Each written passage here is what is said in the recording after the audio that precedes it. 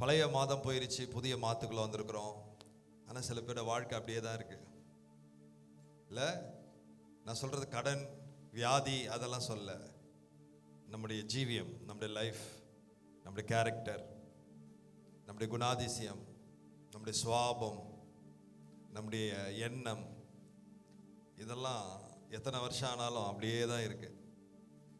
கர்த்தர் இந்த புதிய மாதத்தில் நம்ம சூழ்நிலைகளை மாற்றுவதற்கு முன்பு முதல்ல நம்மளை கர்த்தர் மாற்ற விரும்புகிறார்.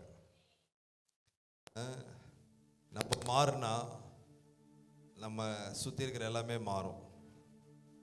ஆனால் நம்ம என்ன விரும்புகிறோம் அப்படின்னா, நான் அப்படியே தான் இருப்பேன், ஆனால் என்னை சுற்றி எல்லாரும், என் சுற்றி எனக்குடைய சூழ்நிலைகள் எல்லாம் என்ன பண்ணணும், அப்படி தானே ஆசைப்படுறோம். என் வாழ்க்கையில் இருக்கிற வியாதி போயிடணும், என் கடன் போயிடணும், எனக்கு எதிராக வர்ற மக்கள் எல்லாம் என்ன சமாதானமாக மாறிடணும், சூழ்நிலைகள் மாறணும், தேவைகள் கர்த்தர் மாற்றம் தரணும், அப்படிலாம் நம்ம நினைக்கிறோம். அப்படி தானே இந்த ஃபர்ஸ்ட் சண்டே வருவோம் நம்ம எல்லாரும். ஒரு ப்ராமிஸ் வேர்டு, வாக்குத்தத்த ஆராதனை. கர்த்தர் நமக்கு இதை செய்வார் என்று பிரசங்கும் போது, அப்பா கர்த்தர் இந்த வருஷம் எனக்கு இது என்ன பண்ண போறாரு, செய்ய போறாரு. நிச்சயமா ஆண்டவர் அதை நமக்கு செய்வார். ஆனால் சொல்லுங்க, நீங்க மாறாம அதை கர்த்தர் செய்ய மாட்டாருன்னு சொல்லுங்க. யார் மாறணும்? பேதுருவை பார்த்து ஆண்டு சொன்னார், முதல்ல நீ ஸ்திரப்படு, அப்புறம் சகோதரர்கள் எல்லாம் நீ ஸ்திரப்படுத்தினார். ஆமென்.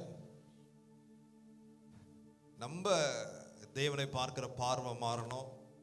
நம்ம ஆண்டவர் விசுவாசிக்கிற அந்த விசுவாசம் மாறிட்டா நிச்சயமா மாற்றங்கள் வரும். சரியா?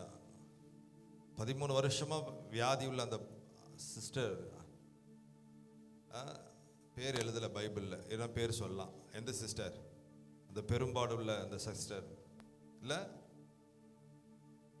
அவங்க சிந்தனையில் ஒரு மாற்றம்.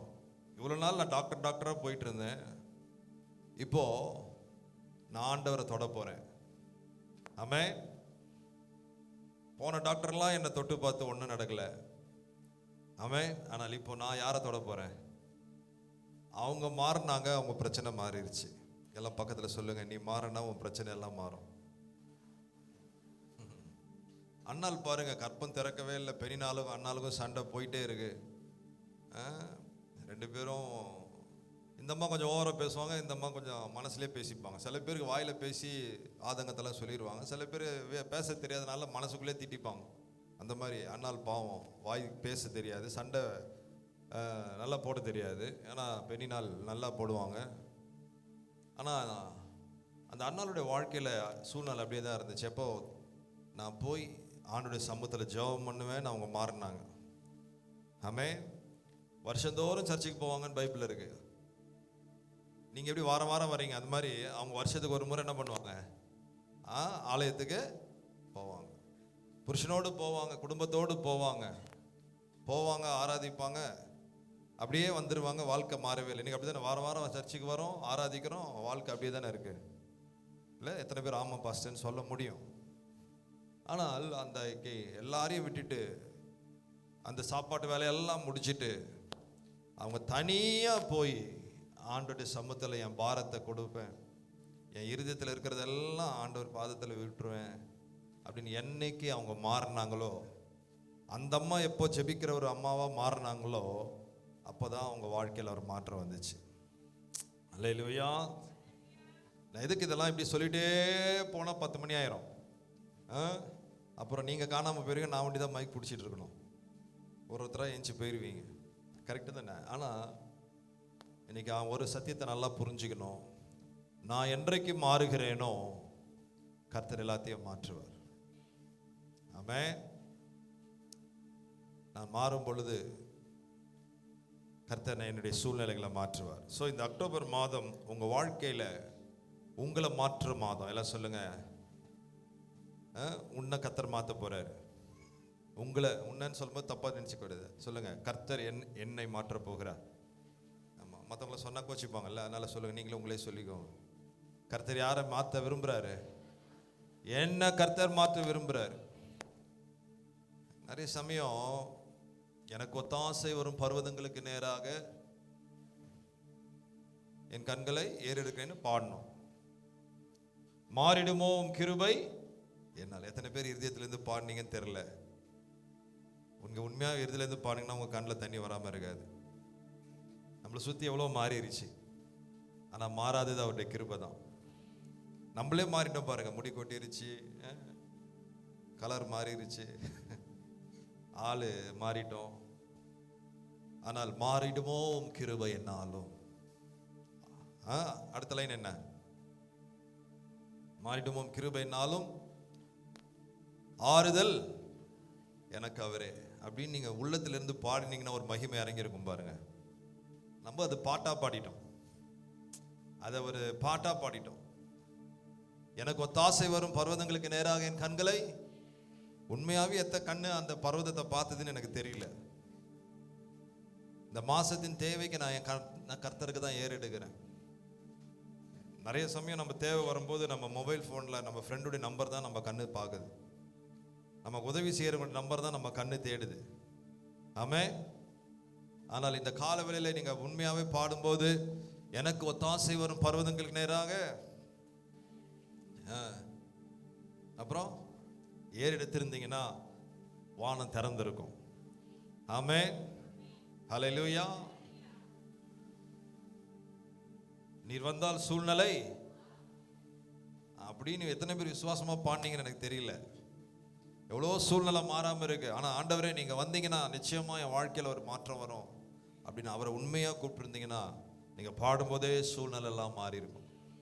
நிறைய சமயம் நம்ம பாட்டாக பாடுறோம், நிறைய சமயம் அதை ஒரு ப்ரோக்ராமாக நம்ம நினைக்கிறோம். வர்ஷிப் இது பாடணும் அப்படின்னு நம்ம பாடுறோம். ஆனால் இருதயத்திலிருந்து பாடியிருப்போமே ஆனால் நிச்சயமாக நீங்கள் ஆண்டோடைய அந்த அந்த பிரசன்னத்தை நீங்கள் அனுபவிச்சிருப்பீங்க.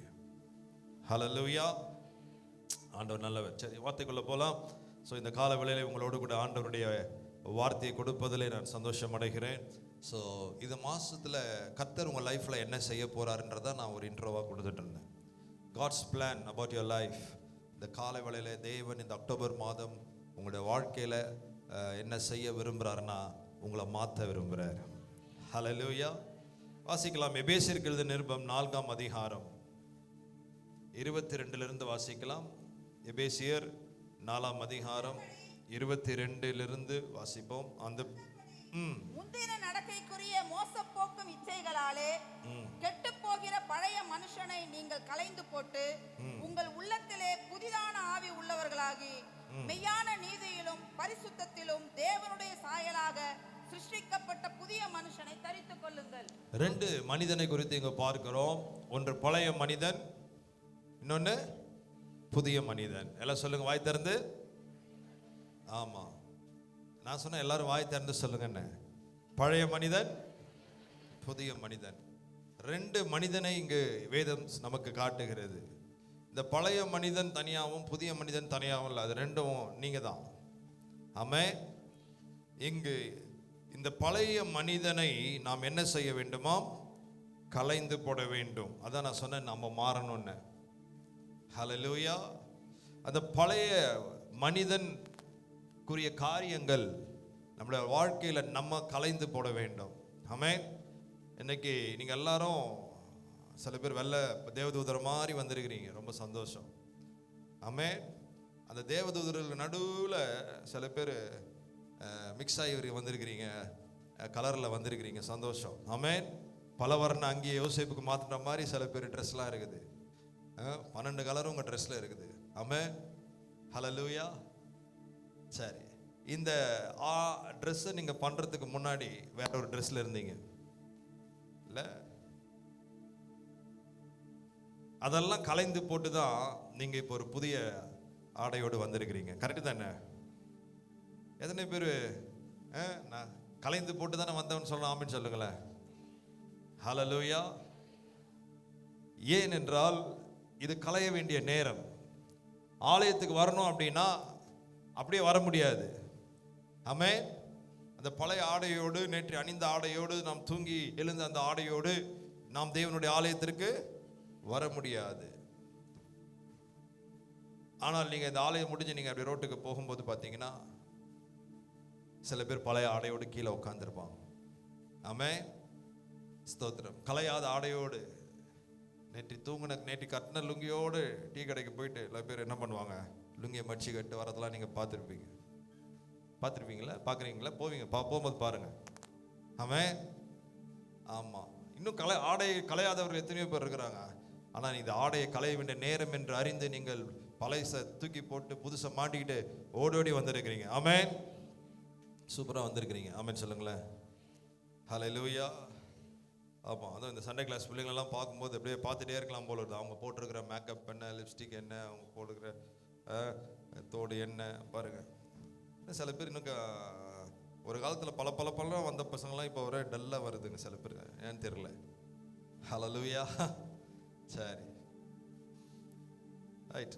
களைய வேண்டிய நேரம் இது எல்லாம் சொல்லுங்க. இந்த அக்டோபர் மாதம் நாம் சில காரியங்களை களைந்து போட வேண்டும். என்ன பேசுனீங்க இப்போ? சொல்லுங்க. ஆமென். அப்பதான் நம்ம கனெக்ட் ஆக முடியும் பாருங்க. ஸோ இங்கே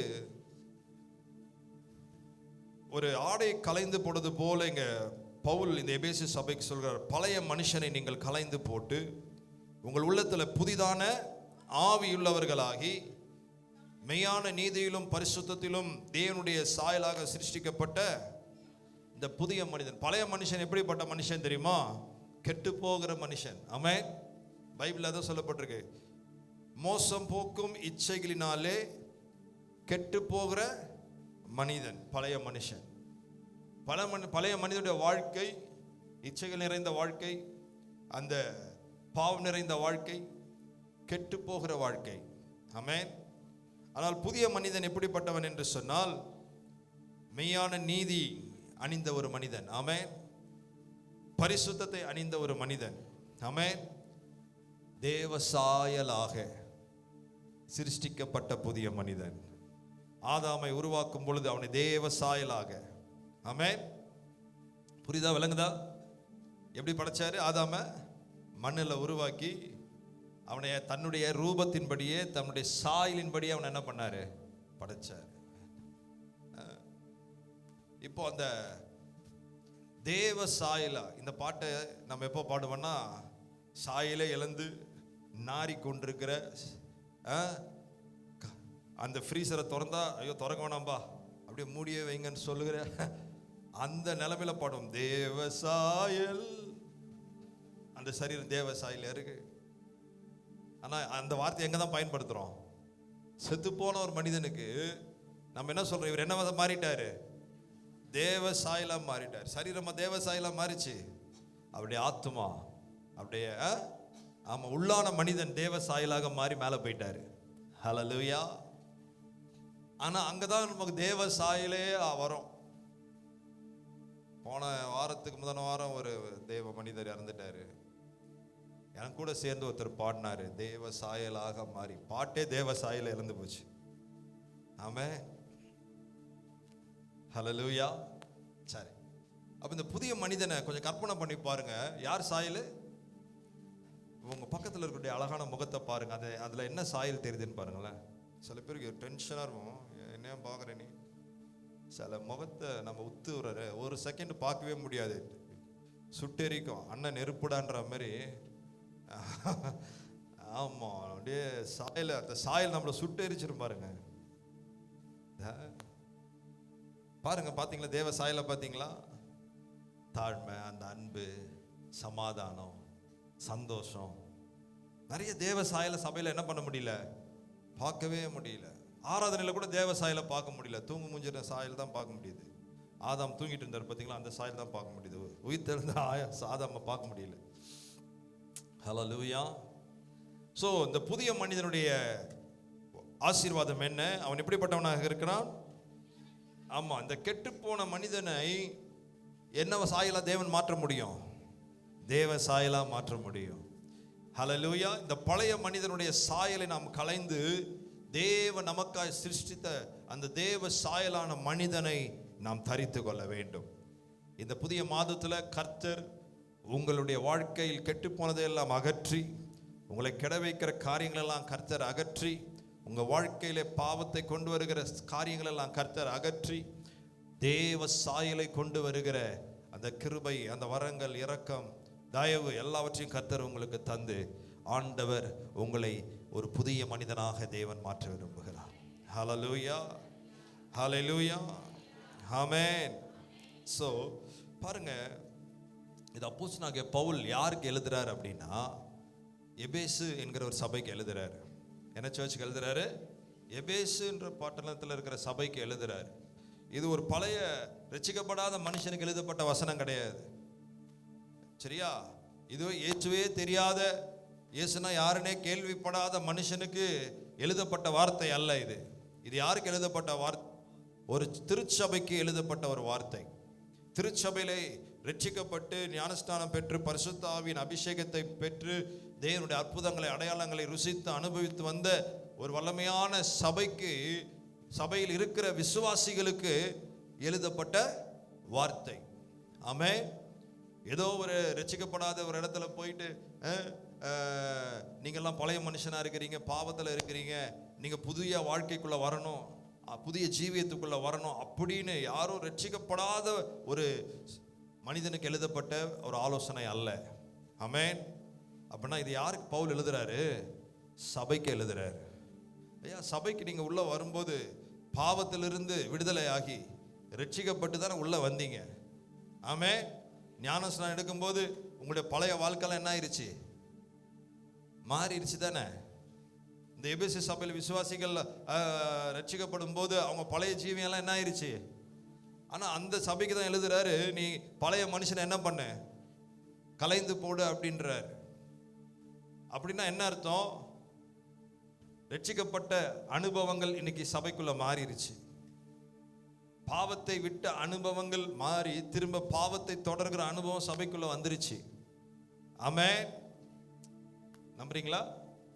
உங்க சர்ச்சை சொல்ல, எபேசு சர்ச்சை சொல்றேன். ஹல்லேலூயா. இந்த எபேசு சர்ச்சில் பவுல் ஊழியம் செய்யும் போது சூப்பர் நேச்சுரல், இயற்கைக்கு அப்பாற்பட்ட அற்புதங்கள்லாம் நடந்ததுங்க. இந்த எபேசு சபையில் நடந்த அற்புதங்களெல்லாம் நீங்க பார்த்தீங்கன்னா நீங்க வானத்துக்கும் பூமிக்கும் குதிக்க ஆரம்பிச்சிருவீங்க. ஹல்லேலூயா. அப்போஸ்தலர் 19ஆம் அதிகாரம், 18ஆம் அதிகாரம், 20ஆம் அதிகாரம் நீங்க எடுத்து வாசிக்காதீங்க இப்போ, சரியா? அதனால வீட்டில் போய் நீங்க வாசிச்சா ரொம்ப சந்தோஷம். நீங்க வாசிப்பீங்க, நான் விசுவாசிக்கிறேன். ஆமென். சரியா?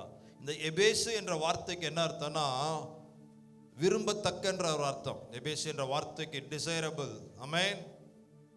விரும்பத்தக்க என்ற ஒரு அர்த்தம். சில குழந்தைங்களை பார்த்தாவே அப்படியே தூக்கணும் போல இருக்கும். ஆமென். சில விசுவாசிகளை பார்த்தாவே அப்பா எப்படி நல்லா ஜெபம் பண்றாங்க, அப்பா நல்ல ஒரு விரும்புவோம். பார்த்துங்க, அந்த விசுவாசி சபைக்கு ஜெபத்தில் விரும்புவோம், ஆராதனை விரும்பும். சில பேர் நின்று ஆராதிச்சா அப்பா அந்த சிஸ்டர் மிஸ் ஆயிட்டாங்கன்னா, அந்த பிரதர் மிஸ் ஆயிட்டானாச்சா இன்னைக்கு அவன் வரலையே அப்படின்னு நம்ம ஃபீல் பண்ணுவோம். எல்லாம் சொல்லுங்க, விரும்பத்தக்க. கர்த்தர் உங்களை விரும்பத்தக்க நிலையில ஆண்டவர் உங்களை பார்க்கிறாரு.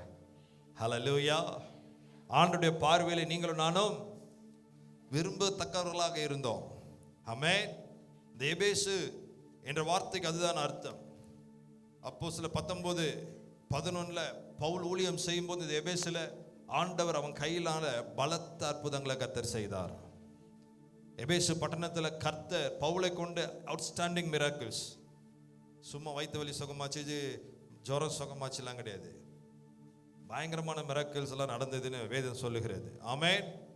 எபேசு பட்டணத்துல அப்போஸ்தலர் 19:19 நம்ம இங்க வேதத்துல சொல்லப்பட்டிருக்கு, மாய வித்தைக்காரர்கள் எல்லாரும் மனம் திரும்பினாங்களாம். எபேசு பட்டணத்துல யாரெல்லாம் மனம் திரும்பினாங்க? மாய வித்தைக்காரர்கள். யாராவது மாய வித்தைக்காரர்களுக்கு மனம் திரும்பி இருக்கிறீங்களா? மெஜிஷியன்ஸ், மந்திரவாதிகள் யாராவது வந்திருக்கீங்களா சர்ச்சுக்கு? நம்ம சபையில் அது இல்லை, அந்த சபையில் அது இருந்தது. ஹல்லேலூயா.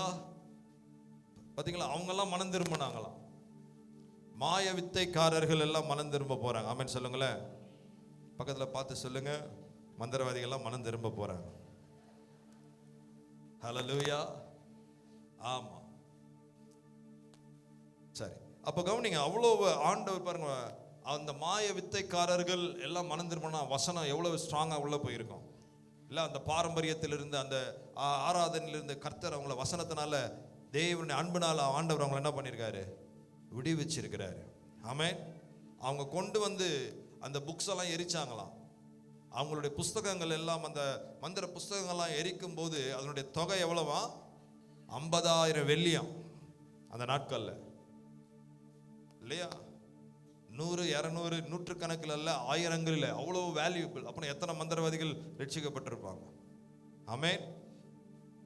அன்றைய நாட்கள் 50,000 வெள்ளின்றது மிகப்பெரிய ஒரு தொகையாக இருந்திருக்க வேண்டும். அப்படிதானம்மா? புரியுதா? புரிஞ்சவங்களா ஒரு ஆமேன் சொல்லுங்க. ஹல்லேலூயா. ஜீவனோடு இருக்கீங்களா? ஆமா. கழுத்துல வந்து மாலை போடுற லெவலில் இல்லையா யாரும்? ஆமென்.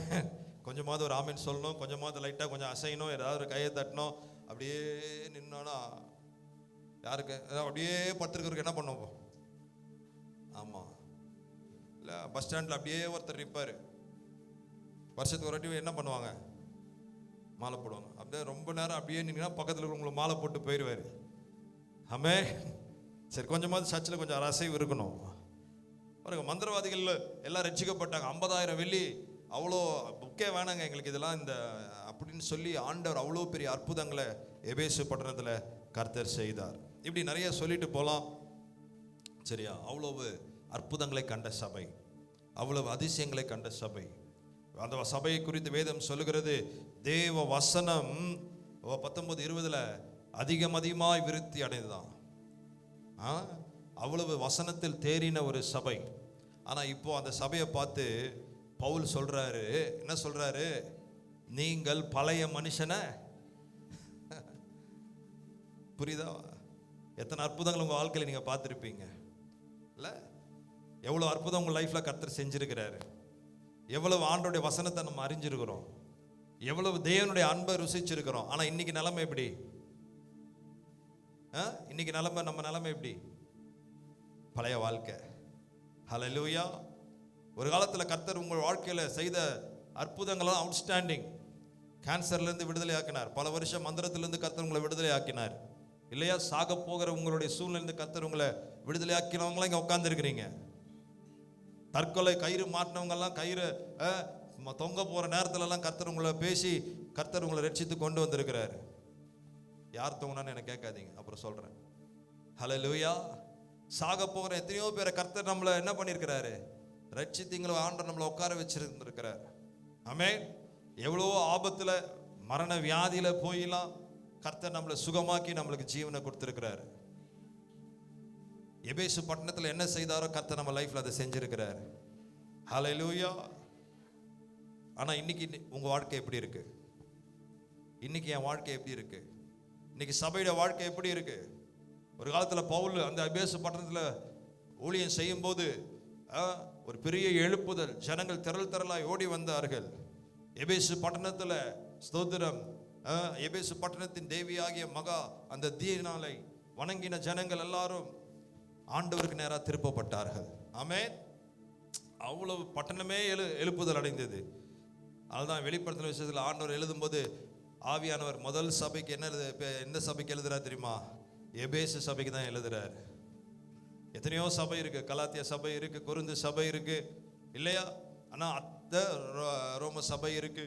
ஆனா அத்தனை சபைகளை விட்டு ஆவியானவர் சபைக்கு பேசும்போது ஃபர்ஸ்ட் சர்ச் என்னது? சர்ச் தான். எபேசு சபைக்கு தான் வெளிப்படுத்தின விசேஷத்தில் எழுதுறாரு. ஹல்லேலூயா. அவ்வளவு அற்புதங்கள் எபேசு சபையில் நடந்தது. உங்க வாழ்க்கையில் நடக்காத அற்புதங்களா?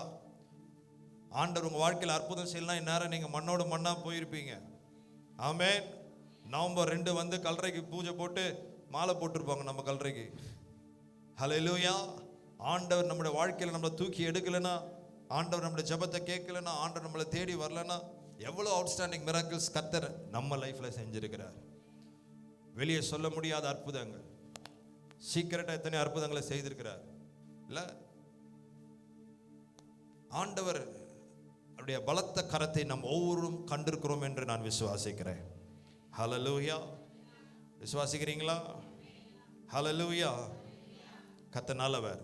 அப்ப கவனிங்க, இந்த சபை இன்னைக்கு எந்த நிலைமையில போயிருச்சு அப்படின்னா, பவுல் அந்த சபைக்கு ஒரு புத்தி சொல்லும்போது 4ஆம் அதிகாரம் 1வது வசனத்தில் அவர் சொல்றார், ஆதலால் கர்த்தர் நிமித்தம் கட்டுண்டவனாகிய நான் சொல்லுகிற புத்தி என்னவெனில்.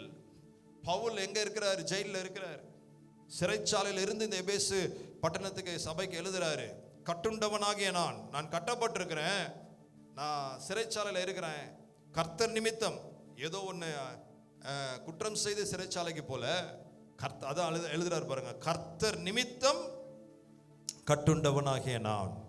ஹல்லேலூயா, ஸ்தோத்திரம். சில பேர் இங்கே ஜெயிலில் போயிட்டு வந்தவங்க இருக்கலாம், ஆனால் நீங்கள் போயிட்டு வந்த ரீசன் வேறையாக இருக்கும். ஆனால் கர்த்தர் நிமித்தம் எத்தனை பேர் போயிட்டு வந்தீங்கன்னு எனக்கு தெரியல. ஆமென் சொல்லுங்களேன். சுவிசேஷத்துக்காக போயிட்டு வந்தீங்கன்னா சந்தோஷம். ஆமென். யாராவது ஏமாற்றி அடிச்சு கிடிச்சு ரத்தம் வர வச்சு உள்ளே போயிட்டு வந்தீங்கன்னா அது ரொம்ப மோசம். ஆமென். இங்கே சொல்கிறார், பவுல் சிறைச்சாலைக்கு போனார், கர்த்தர் நிமித்தம் கட்டுண்டவனாகி நான். அப்படின்னா அவர் கட்டப்பட்ட நிலையில் இருக்கிறாரு, சிறைச்சாலையில் இருந்து இந்த சர்ச்சுக்கு எழுதுறாரு, நான் உங்களுக்கு சொல்லுகிற புத்தி, நான் உங்களுக்கு சொல்லுகிற ஆலோசனை, அதுதான் ஒரு ஊழியனுடைய இருதயம். அவனுடைய நிலைமை எதுவாக இருந்தாலும் அவனுடைய இருதயம் சபையின் மேல இருக்கும். ஆமென். ஒரு அப்போஸ்தலனுடைய இருதயம் அதுதான், ஒரு தேவ மனிதனுடைய இருதயம் அதுதான். ஹல்லேலூயா. அவரே ஹாஸ்பிட்டலில் படுத்திருப்பாரு, ஆனா நீ கேட்பாரு, சர்ச் எப்படி நடந்தது, யார் பிரசங்கம் பண்ணா, ஜனங்க வந்தாங்களா? ஹல்லேலூயா.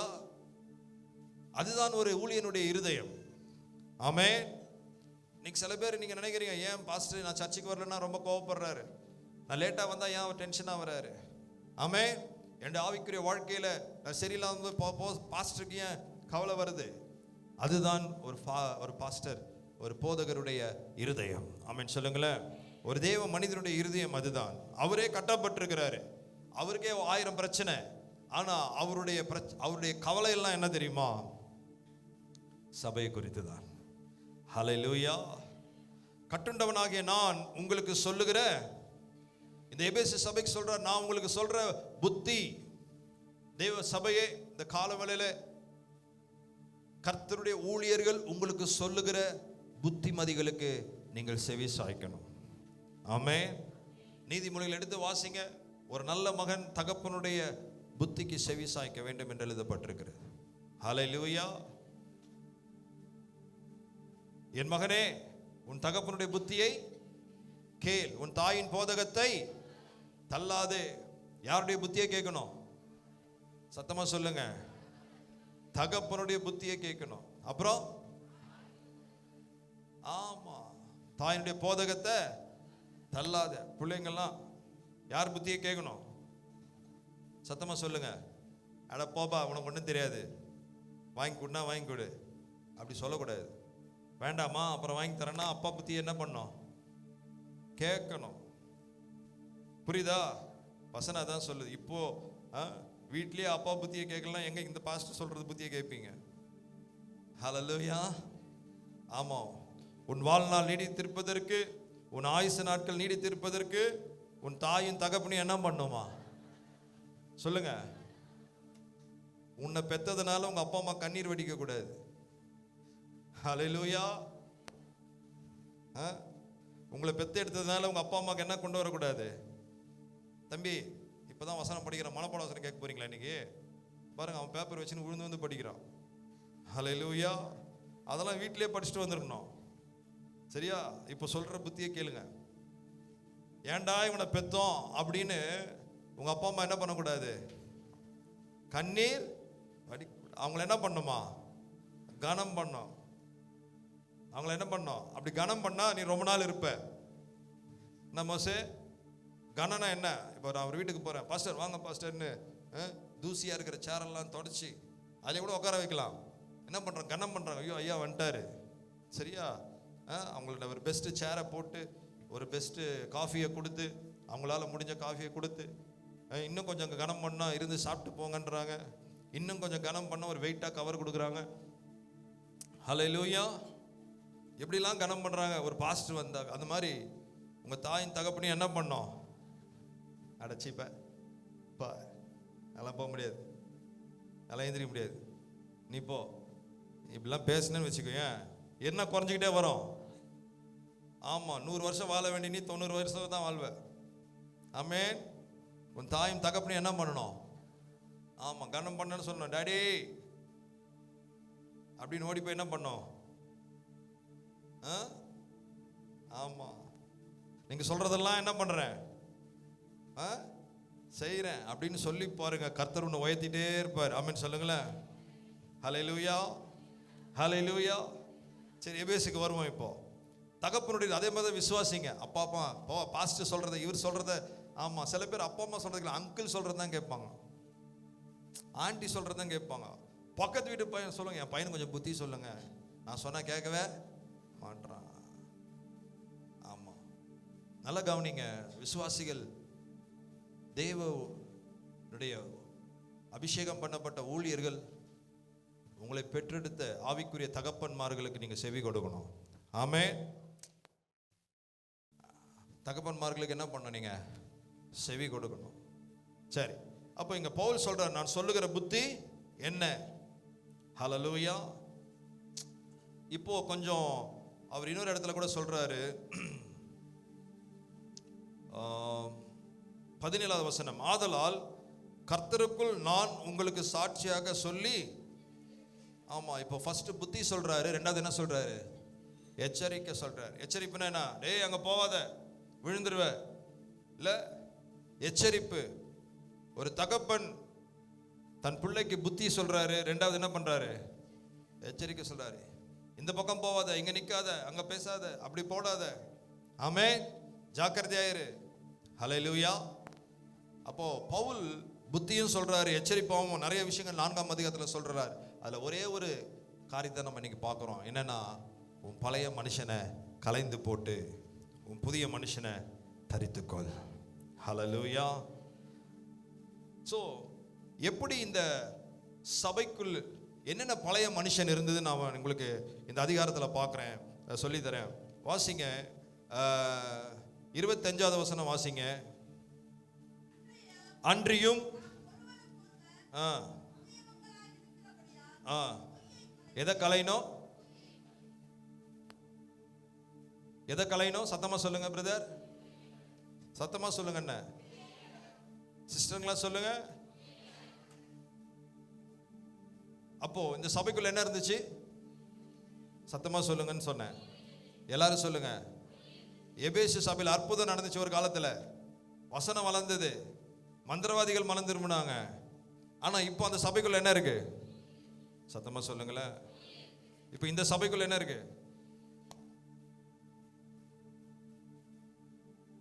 பிரதர் ஏன் கூட்டத்துக்கு வரல? கல்யாணத்துக்கு போயிட்டேன், வீட்டில் தான் தூங்கி இருப்பாரு. ஆமே, சொல்றோமா இல்லையா? பெரிய பெரிய பொய்லாம் சொல்றது இல்ல, சின்ன சின்ன பொய். ஹல்லேலூயா. அனனியா சப்பீரால் பாஸ்டர் கிட்ட வந்து என்ன சொன்னாங்க? பேதுரு கிட்ட வந்து பொய் சொன்னதுக்கு ஆர்டர் போட்டு தள்ளிட்டாரு. ஆமே, பிரதர் ஏன் ஊட்டி மிஷனரிக்கு வரல? பாஸ்டர் எனக்கு இந்த பிரச்சனை, பொய். ஹல்லேலூயா. உண்மையை பேசணும். ஆமென் சொல்லுங்களேன். ஹல்லேலூயா. என்ன பேசணும்? உண்மையை பேசணும். சபைக்குள்ள என்ன இருக்கு? கமிட்டிக்குள்ள என்ன இருக்கு? லீடர்ஸ்குள்ள என்ன இருக்கு? சின்ன விஷயத்துக்கெல்லாம் போய் சொல்லி ஒரு 1000 கோடி சம்பாரிச்சா கூட பரவாயில்ல. ஆமென். மீட்டிங் வராததுக்கு போய், ஃபாஸ்டிங் பிரேயர் வராததுக்கு போய், காணிக்கை கொடுக்காததுக்கு போய், இப்படிலாம் சாதாரண அற்பமான விஷயத்துக்குலாம் என்ன சொல்றோம்? பொய் சொல்றோம். பொய் சொல்லி ஒரு 1000 கோடி சம்பாரிச்சேன் பாஸ்டர், அது சரின்னு சொல்லல, உதாரணத்துக்கு சொல்றேன். அப்புறம் எங்க பாஸ்டர் இப்படி தான் சொல்லி கொடுத்தாருன்ற போறீங்க. பின்னாடி இருக்கவங்களாம் கேட்குறீங்களாமா? ஹல்லேலூயா. போய் சபைக்குள்ள எபேசுக்குள்ள என்ன இருந்துச்சுங்க? அற்புதம் இருந்தது. இப்போ என்ன வந்துருச்சு? பொய் வந்துருச்சு. ரெண்டாவது வாசிங்க, நானே சொல்லிடுறேன். 26வது வசனத்துல கோபம் என்ன வந்துருச்சு? கோபம் வந்துருச்சு. இருக்கா? இருக்கு. ஆனா அந்த கோபம் வேதம் சொல்லுது, சூரியன் அஸ்தமிக்கிறதுக்கு முன்னாக எரிச்சல். இருக்கா? 6 மாசமா எரிச்சல் இருக்கு. ஹல்லேலூயா. எத்தனை மாசமா? 6 மாசமா. ஒரு தம்பி சொல்றான், அண்ணா எங்க மாமியாருக்கு உங்க மேல 1 வாரமா எரிச்சலா இருக்குது. ஆமே. எங்க அத்தைக்கு உங்க மேல எத்தனை வாரமா எரிச்சல்? 1 வாரமா. முன்னாடி தானே சிரிச்சு தானே பேசினாங்க, முன்னாடி சிரிச்சு தானே பேசிட்டு இருந்தாங்க. நான் சொன்னேன், இல்ல கோபமா இருக்காங்க உங்க மேல. ஹல்லேலூயா. கோபப்படுறது தப்பு இல்லை. நீங்க என் மேல தைரியமா கோபப்படுங்க. என் மேலே கோவப்படாமல் நீங்கள் யார் மேலே கோவப்பட போகிறீங்க? உங்கள் பாஸ்டர் நான் தானே. ஆமென். வரலன்னா கோவப்படுங்க, ஜெபிக்கலன்னா கோவப்படுங்க, கூப்பிட்டு ஃபோன் எடுக்கலன்னா கோவப்படுங்க. ஆமென். உரிமை இருக்கு. ஆனால் அந்த கோவம் 24 hours தான் இருக்கணும். அந்த கோவம் குடும்பத்தில் கோவப்படுங்க, எத்தனை ஹவர் இருக்கணும்? ஆமாம், பைபிள் உங்களுக்கு கோபத்துக்கு டைமிங் கொடுத்துருக்கு. உங்களுடைய கோபம் கொண்டாலும் என்ன செய்யாதீங்க? சத்தமாக சொல்லுங்க, பக்கத்தில் பார்த்து. பிள்ளைங்களை திட்டுங்க, பிள்ளைங்க மேலே கோவப்படுங்க, தப்பு இல்லை. ஜென்மத்துக்கும் பேச மாட்டேன்டா அவங்ககிட்ட, முடிஞ்சு போச்சு கதை. ஹல்லேலூயா. ஆமாம், பையனுக்கும் பேரண்ட்ஸுக்கும் இருக்கிற உறவு எங்கேயோ போயிடும் அப்புறம். ஆமென். 24 hours தான். உங்கள் கோபத்துக்கு எவ்வளோ நாள் தான் டைமிங்? சத்தமாக சொல்லுங்க. இப்போ இன்னைக்கு ஆமாம், சில உதாரணங்களை யாராவது நான் பயன்படுத்தியிருப்பேன். அவங்களுக்கு என்னடா பாசிட்டிவ் நம்ம சொன்னோம், இப்போ அவர் மைக் பிடிச்சி சொல்லிட்டாருன்னு கோவம் வரதான் செய்யும். ஒருத்தர் ரொம்ப குடிச்சிட்டே இருந்து ரசிக்கப்பட்டார் சர்ச்சில், நம்ம சர்ச்சில் தான். சரியா? அவர் நான் சொன்னேன் பாருங்க, அவர் ஒரு காலத்தில் எப்படி குடிச்சிட்டு இருந்தார் தெரியுமா? அவர் இப்போ பாருங்க கர்த்தருடைய பிள்ளையா இருக்கிறாருன்னு.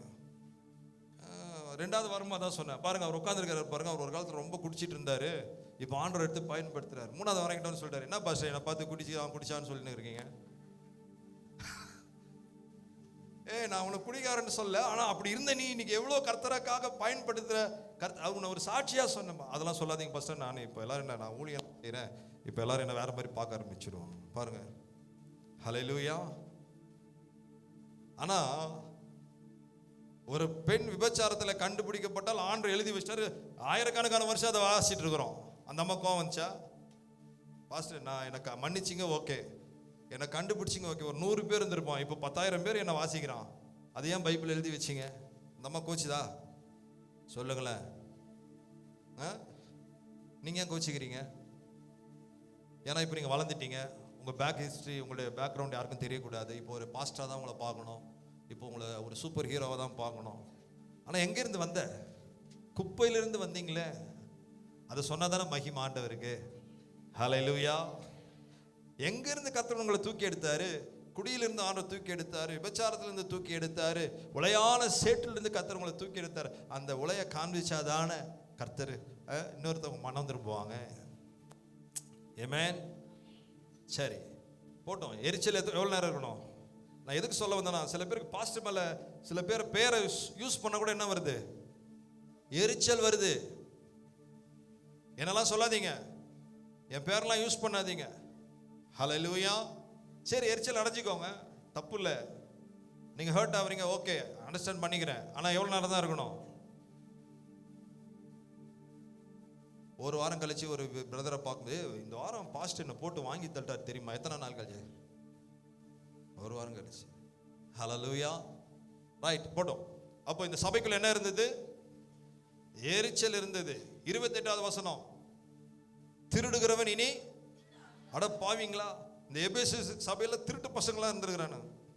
ஆமே. இப்போ கூட கண்ணை மூடி ஆராதிக்கும் போது சில பேர் சமயம் சொல்றது, மொபைல் எல்லாம் பத்திரமா வைத்துக் கொள்ளுங்கள், பர்ஸை பத்திரமா. ஹல்லேலூயா. ஒரு கன்வென்ஷன்ல ஒரு பாஸ்டர் ஆராதிக்கிறாரு, ஒரு செகண்ட் கண்ணு லைட் ஆஃப் ஆச்சு, பார்த்தா ஐபோன் காணும். ஆல்டர்ல இருந்த ஐபோனு எங்க சுட்டுட்டு இருக்கிறாங்க? ஆல்டர்ல இருக்கிற ஐபோனே தூக்குற ஆளுங்களா இருக்கிறாங்க சர்ச்சுக்குள்ள. ஆமென். எல்லா சர்ச்சிலும் இல்லை, சொல்றேன், யார் வந்தான்னு தெரியாது. ஆமென். சில சபையில் வராங்க, இன்னைக்கு இந்த வாரம் கர்த்தாவே எனக்கு எந்த புது செருப்போ அது எனக்கு காட்டுங்கப்பா. ஹல்லேலூயா. வசனத்துக்கு வராங்களோ இல்லையா, செருப்புக்காகவே வர ஆளுங்கள்லாம் இருக்கிறாங்க. ஆமென். சில பேர் சொல்றாங்க, ஐயா நான் சர்ச்சுக்கு நான் புது செருப்பு போட்டுக்கிட்டு வர்றதே இல்லை. சீனி சொல்றாரு, 7 செருப்பு வச்சிருக்கேன், ஒவ்வொரு இடத்துக்கு ஒரு செருப்பு போட்டு போவேன்றார். ஆமென். அப்போ அன்னைக்கு சபையில் எதை திருடுனான்னு தெரியல, செருப்பு திருடுனா கூட திருட்டு தானே. ஹல்லேலூயா. அப்போ திருடா எங்க இருந்திருக்கிறான்? எபேசு சர்ச்சில் இருக்கிறான். எபேசு சர்ச் எப்படிப்பட்ட சபை? பவுலின் கையினாலே விசேஷித்த அற்புதங்களை பார்த்த சபைக்கு இப்போ புத்தி திரும்ப எங்க போயிருச்சு? திருட போயிருச்சு, பொய் சொல்ல போயிருச்சு, கோபம், எரிச்சல். ஆமென். இன்னொரு வசனம் இருக்கு, அடுத்த வசனம் 29.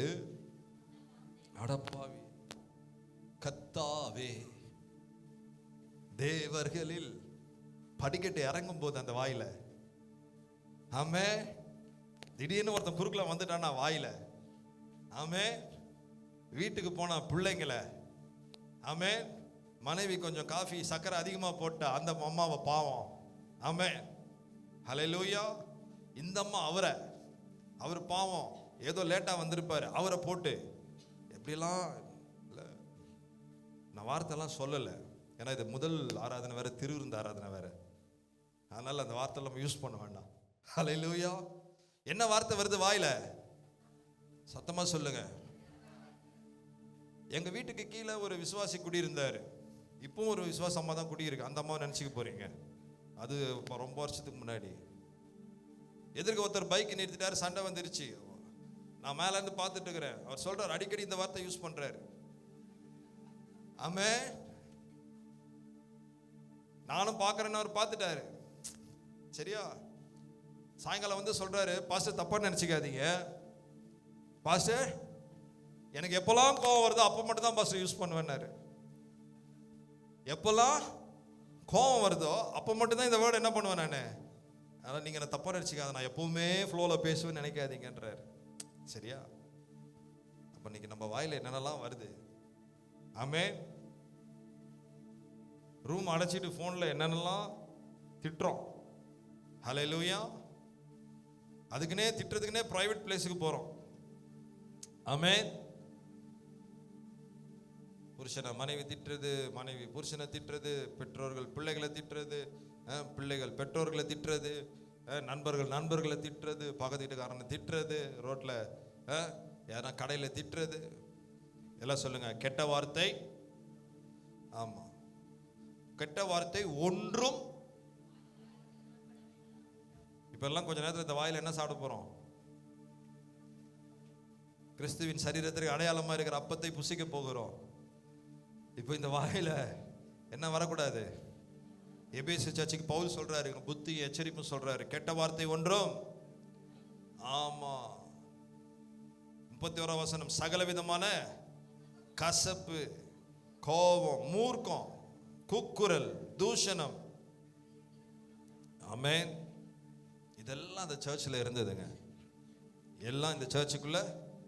எப்படி ஆண்டவர் புதுசுனா ரட்சிக்கப்பட்ட ஒரு புது வாழ்க்கையை தரும்போது எப்படி இந்த பழைய வாழ்க்கைலாம் திரும்ப உள்ள வந்தது? எப்படி இந்த பழைய மனுஷனா இவங்க மாறினாங்க? ஏன் பவுல் இப்படிப்பட்ட ஒரு ஆலோசனையை சிறைச்சாலைன்னு அந்த சபைக்கு கொடுத்து? அப்போ பவுலுக்கு எவ்வளோ இன்ஃபர்மேஷன் போயிருக்கு பாருங்க சர்ச்சை குறித்து. ஆமென், ஹல்லேலூயா. நீங்களா தான் சொல்லியிருப்பீங்க, யாரோ ஒருத்தன் என்னை பற்றி பாஸ்டர்கிட்ட சொல்லி கொடுத்துட்டு இருக்கிறான். யாரும் இல்லை, ஆவியானவர் தான். ஆமென் சொல்லுங்களேன். ரைட். இப்போ கவனிங்க, எப்படி இந்த சபைக்குள்ள இப்படிப்பட்ட சுவாபம் திரும்ப தலைக்கெல்லாம் மாறிச்சு? எப்படி அந்நிய பாஷை பேசின விசுவாசி, எப்படி தேவனுடைய அற்புதத்தை அனுபவித்த இந்த தேவ பிள்ளைகள் எப்படி திரும்ப ஒரு சாதாரண மனிதனை போல, உலக மனிதனை போல, ஒரு பாவ மனிதனை போல ஒரு பழைய வாழ்க்கை எப்படி அவங்க வாழ்க்கைக்குள்ள வந்ததுன்னா, வேதம் சொல்லுகிறது. கவனிங்க, 4ஆம் அதிகாரம் 19வது வசனம். உணர்வில்லாதவர்களாய். எல்லாம் சொல்லுங்க. எப்போ ஒரு தேவ பிள்ளையுடைய வாழ்க்கையில உணர்வு இல்லாமல் போகிறதோ அவங்களுக்கே தெரியாது அவங்க ஒரு பழைய வாழ்க்கைக்குள்ள போயிட்டு இருக்கிறாங்க. விழுந்து போகாத, குறை இல்லாத ஒரு மனிதனும் இல்லை. Nobody is 100% perfect. அதனால இயேசுவே மேல இருந்து கீழே இறங்கி வந்துட்டாரு. ஆமென். தாவீதுடைய வாழ்க்கையில பாத்தீங்கன்னா எவ்வளவு பெரிய பாவம் இல்ல? அந்த பாவத்தை நாத்தான்வேல் சுட்டி காட்டும் பொழுது என்ன வந்துருச்சு? நீ அந்த மனிதன் சொல்லும் போது அவர் அடுத்த வார்த்தை என்ன சொல்றாருன்னா, நான் பாவம் செய்தேன். ஹல்லேலூயா. எக்ஸ்பிளனேஷன் கொடுக்கல. ஆமென். அவர் யாரையும் குற்றம் சாட்டல. அவர் உடனே சொன்னாரு, நான் என்ன செய்தேன்? என்றைக்கு நாம் செய்கிற தவறுகளை நாம் உணராமல் போகிறோமோ நம்முடைய பழைய மனுஷன் கொஞ்சம் கொஞ்சமா நமக்குள்ள வந்துடுவார். ஆமென். நம்ம கொஞ்சம் கர்த்தரை விட்டு தூரமாய் போகும்போது நமக்கு ஆவியானவர் நமக்குள்ள இருக்கிற அளவுதான் வேதம் சொல்லுது. நீங்கள் மீட்கப்படும் நாளுக்கென்று முத்திரையாக பெற்ற தேவனுடைய பரிசுத்த ஆவியை துக்கப்படுத்தாதீங்க. உங்களுக்குள்ள இருக்கிற ஆவியானவரை துக்கப்படுத்தாதீங்க. அப்படின்னா உங்களுக்குள்ள இருக்கிற அபிஷேகம், உங்களுக்குள்ள இருக்கிற ஆவியானவர் துக்கப்படுறது உங்களுக்கு நல்லா தெரியும். ஆமென். பரிசுத்த ஆவியானவர் உங்களுக்கு போதிப்பாரு, உணர்த்துவாரு, நடத்துவாரு. ஆமென். அந்த உணர்த்தப்படும் பொழுது அந்த உணர்வுக்கு நீங்க உங்களை விட்டு கொடுத்துட்டீங்கன்னா நீங்க பழைய மனுஷனுக்குள்ள போகவே மாட்டீங்க. ஆமென். இந்த சபைக்குள்ள பாருங்க, உணர்வில்லாதவர்களாய் மாறினார்கள். ஆமென். உணர்வில்லாதவர்கள். 18வது வசனத்துல வாசிக்கிறோம், புத்தியில் அந்தகாரப்பட்டு. எது அந்தகாரமாயிருச்சு? புத்தி. எல்லாம் சொல்லுங்க, புத்தி. புத்தினா என்ன? எதை என்ன செய்யணும்? சொல்ற தப்பா செஞ்சுட்டா ஏன் புத்தி இல்லாம பண்ற? புத்தியில என்ன வந்துருச்சு? எவ்வளவு புத்தி சொன்னாலும் ஏன்னா புத்தி என்ன ஆயிருச்சு? அந்தகாரம் ஆயிருச்சு. ஏன் அந்தகாரம் ஆயிருச்சு? வசனத்தின் வெளிச்சம் இல்லை. அனுதினமும் வேதத்தை வாசித்து அந்த வெளிச்சத்தை பார்க்காதனால மைண்ட் என்ன ஆயிருச்சு? இப்போ ஃபுல்லா இருட்டாயிடுச்சு. எங்க போறனே தெரியல. ஒரு இருட்டான ஒரு அறைக்குள்ள உங்களுடைய திடீர்னு அனுப்புனா நீங்க எங்க போவீங்கன்னு உங்களுக்கே தெரியாது. நான் கொஞ்சம் யோசிச்சேன், பவுல் ஏன் இந்த சபைக்கு திரும்ப பழைய மனுஷன், ரட்சிக்கப்பட்டவங்க தானே, ஏன் பழைய மனுஷனா மாறினாங்க? இன்னைக்கு நம்ம எப்படி திரும்ப பழைய மனுஷனா மாறுறோம்? எப்படி பழைய மனுஷனா மாறுறோம்? நம்ம கர்த்தருடைய வசனத்தின் வெளிச்சம் நமக்குள்ள இல்லாதபோது நம்ம செய்யறது சரியா தவறா நமக்கே தெரியல. நம்ம பேசுறது சரியா தவறா நமக்கே தெரியல. நம்ம எடுத்து வைக்கிற முடிவுகள் சரியா தவறா நமக்கே தெரியல. நம்மளை கொஞ்சம் கொஞ்சமா இன்ஸ்டண்டா யாரும் உடனே பேக் ஸ்லைடிங் ஆகுறது இல்லை. கொஞ்சம் கொஞ்சமா பிசாசு நம்மளை பழைய வாழ்க்கைக்குள்ள கொண்டு போறான். 2 வாரம் நீங்க சர்ச்சுக்கு வர முடியாம போகும்போது நீங்க யோசிக்கணும், என் வாழ்க்கை திரும்ப பின்னோக்கி போயிட்டு இருக்கு. ஜெபிக்க முடியாம போகும்போது நீங்க உஷாராயிரணும், எச்சரிப்பாயிரணும். நான் ஏன் என்னால 2 நாள் ஜெபிக்க முடியல? என்ன பிசாசு எங்கேயோ பின்னாடி இழுத்துட்டு இருக்கிறான். உங்க ஆவிக்குரிய லைஃப்ல நீங்க ஸ்ட்ரகிள் ஆகும்போது நீங்க உணரணும், எனக்குள்ள ஏதோ ஒரு ஸ்பிரிச்சுவலா ப்ராப்ளம் இருக்கு, என் ஆவியில ஏதோ பிரச்சனை இருக்கு, என் ஆவிக்குரிய வாழ்க்கையில ஏதோ ஒரு ப்ராப்ளம் இருக்கு. ஒண்ணு நீங்க தேவ சமூகத்துல உட்கார்ந்து ஆலோசனை கேட்கணும். இல்லைன்னா உங்களுக்கு அது அப்படிப்பட்ட அப்படியும் முடியலன்னா நீங்க ஊழியர்களிடத்துல வந்து ஆலோசனை கேட்கணும். பாஸ்டர், என்னால் 1 வாரமா ஜெபம் பண்ண முடியல. எதனால? நம்ம வேதத்தை வாசிக்கிற மாதிரியே நடிக்க கூடாது. ஆமென். யாரெல்லாம் பொய் சொல்லக்கூடாதுன்னு சொல்லுவாங்க?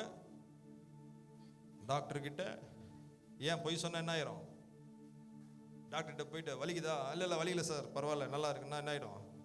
நீங்க போயிருவீங்க இல்லை. அதனால அவர்கிட்ட சொன்ன, எங்க வலிக்குது, எப்படி வலிக்குது, என்னது நேரத்தில் வலிக்குது, எதை சாப்பிட்டா வலிக்குது, எல்லாத்தையும் என்ன பண்றீங்க? ஓப்பனா சொல்றீங்க.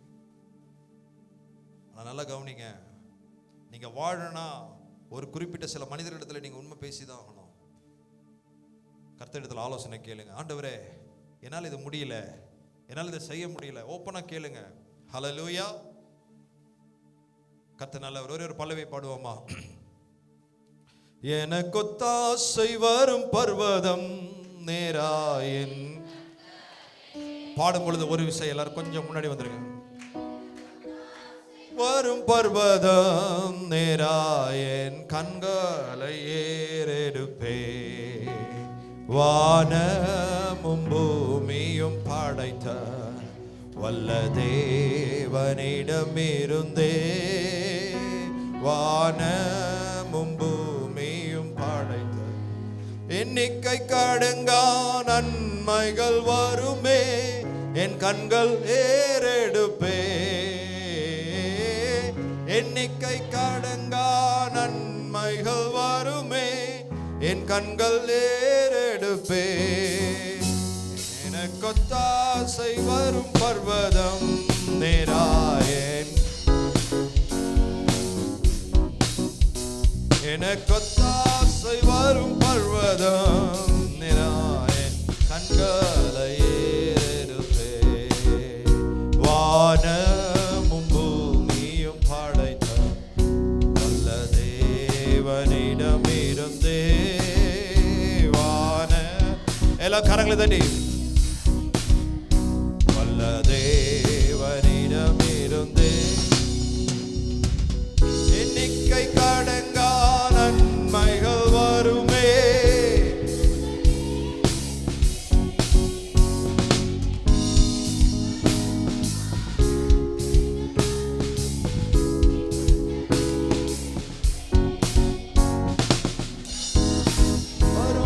பர்வதம் நேராயன் கண்களை ஏறெடும்.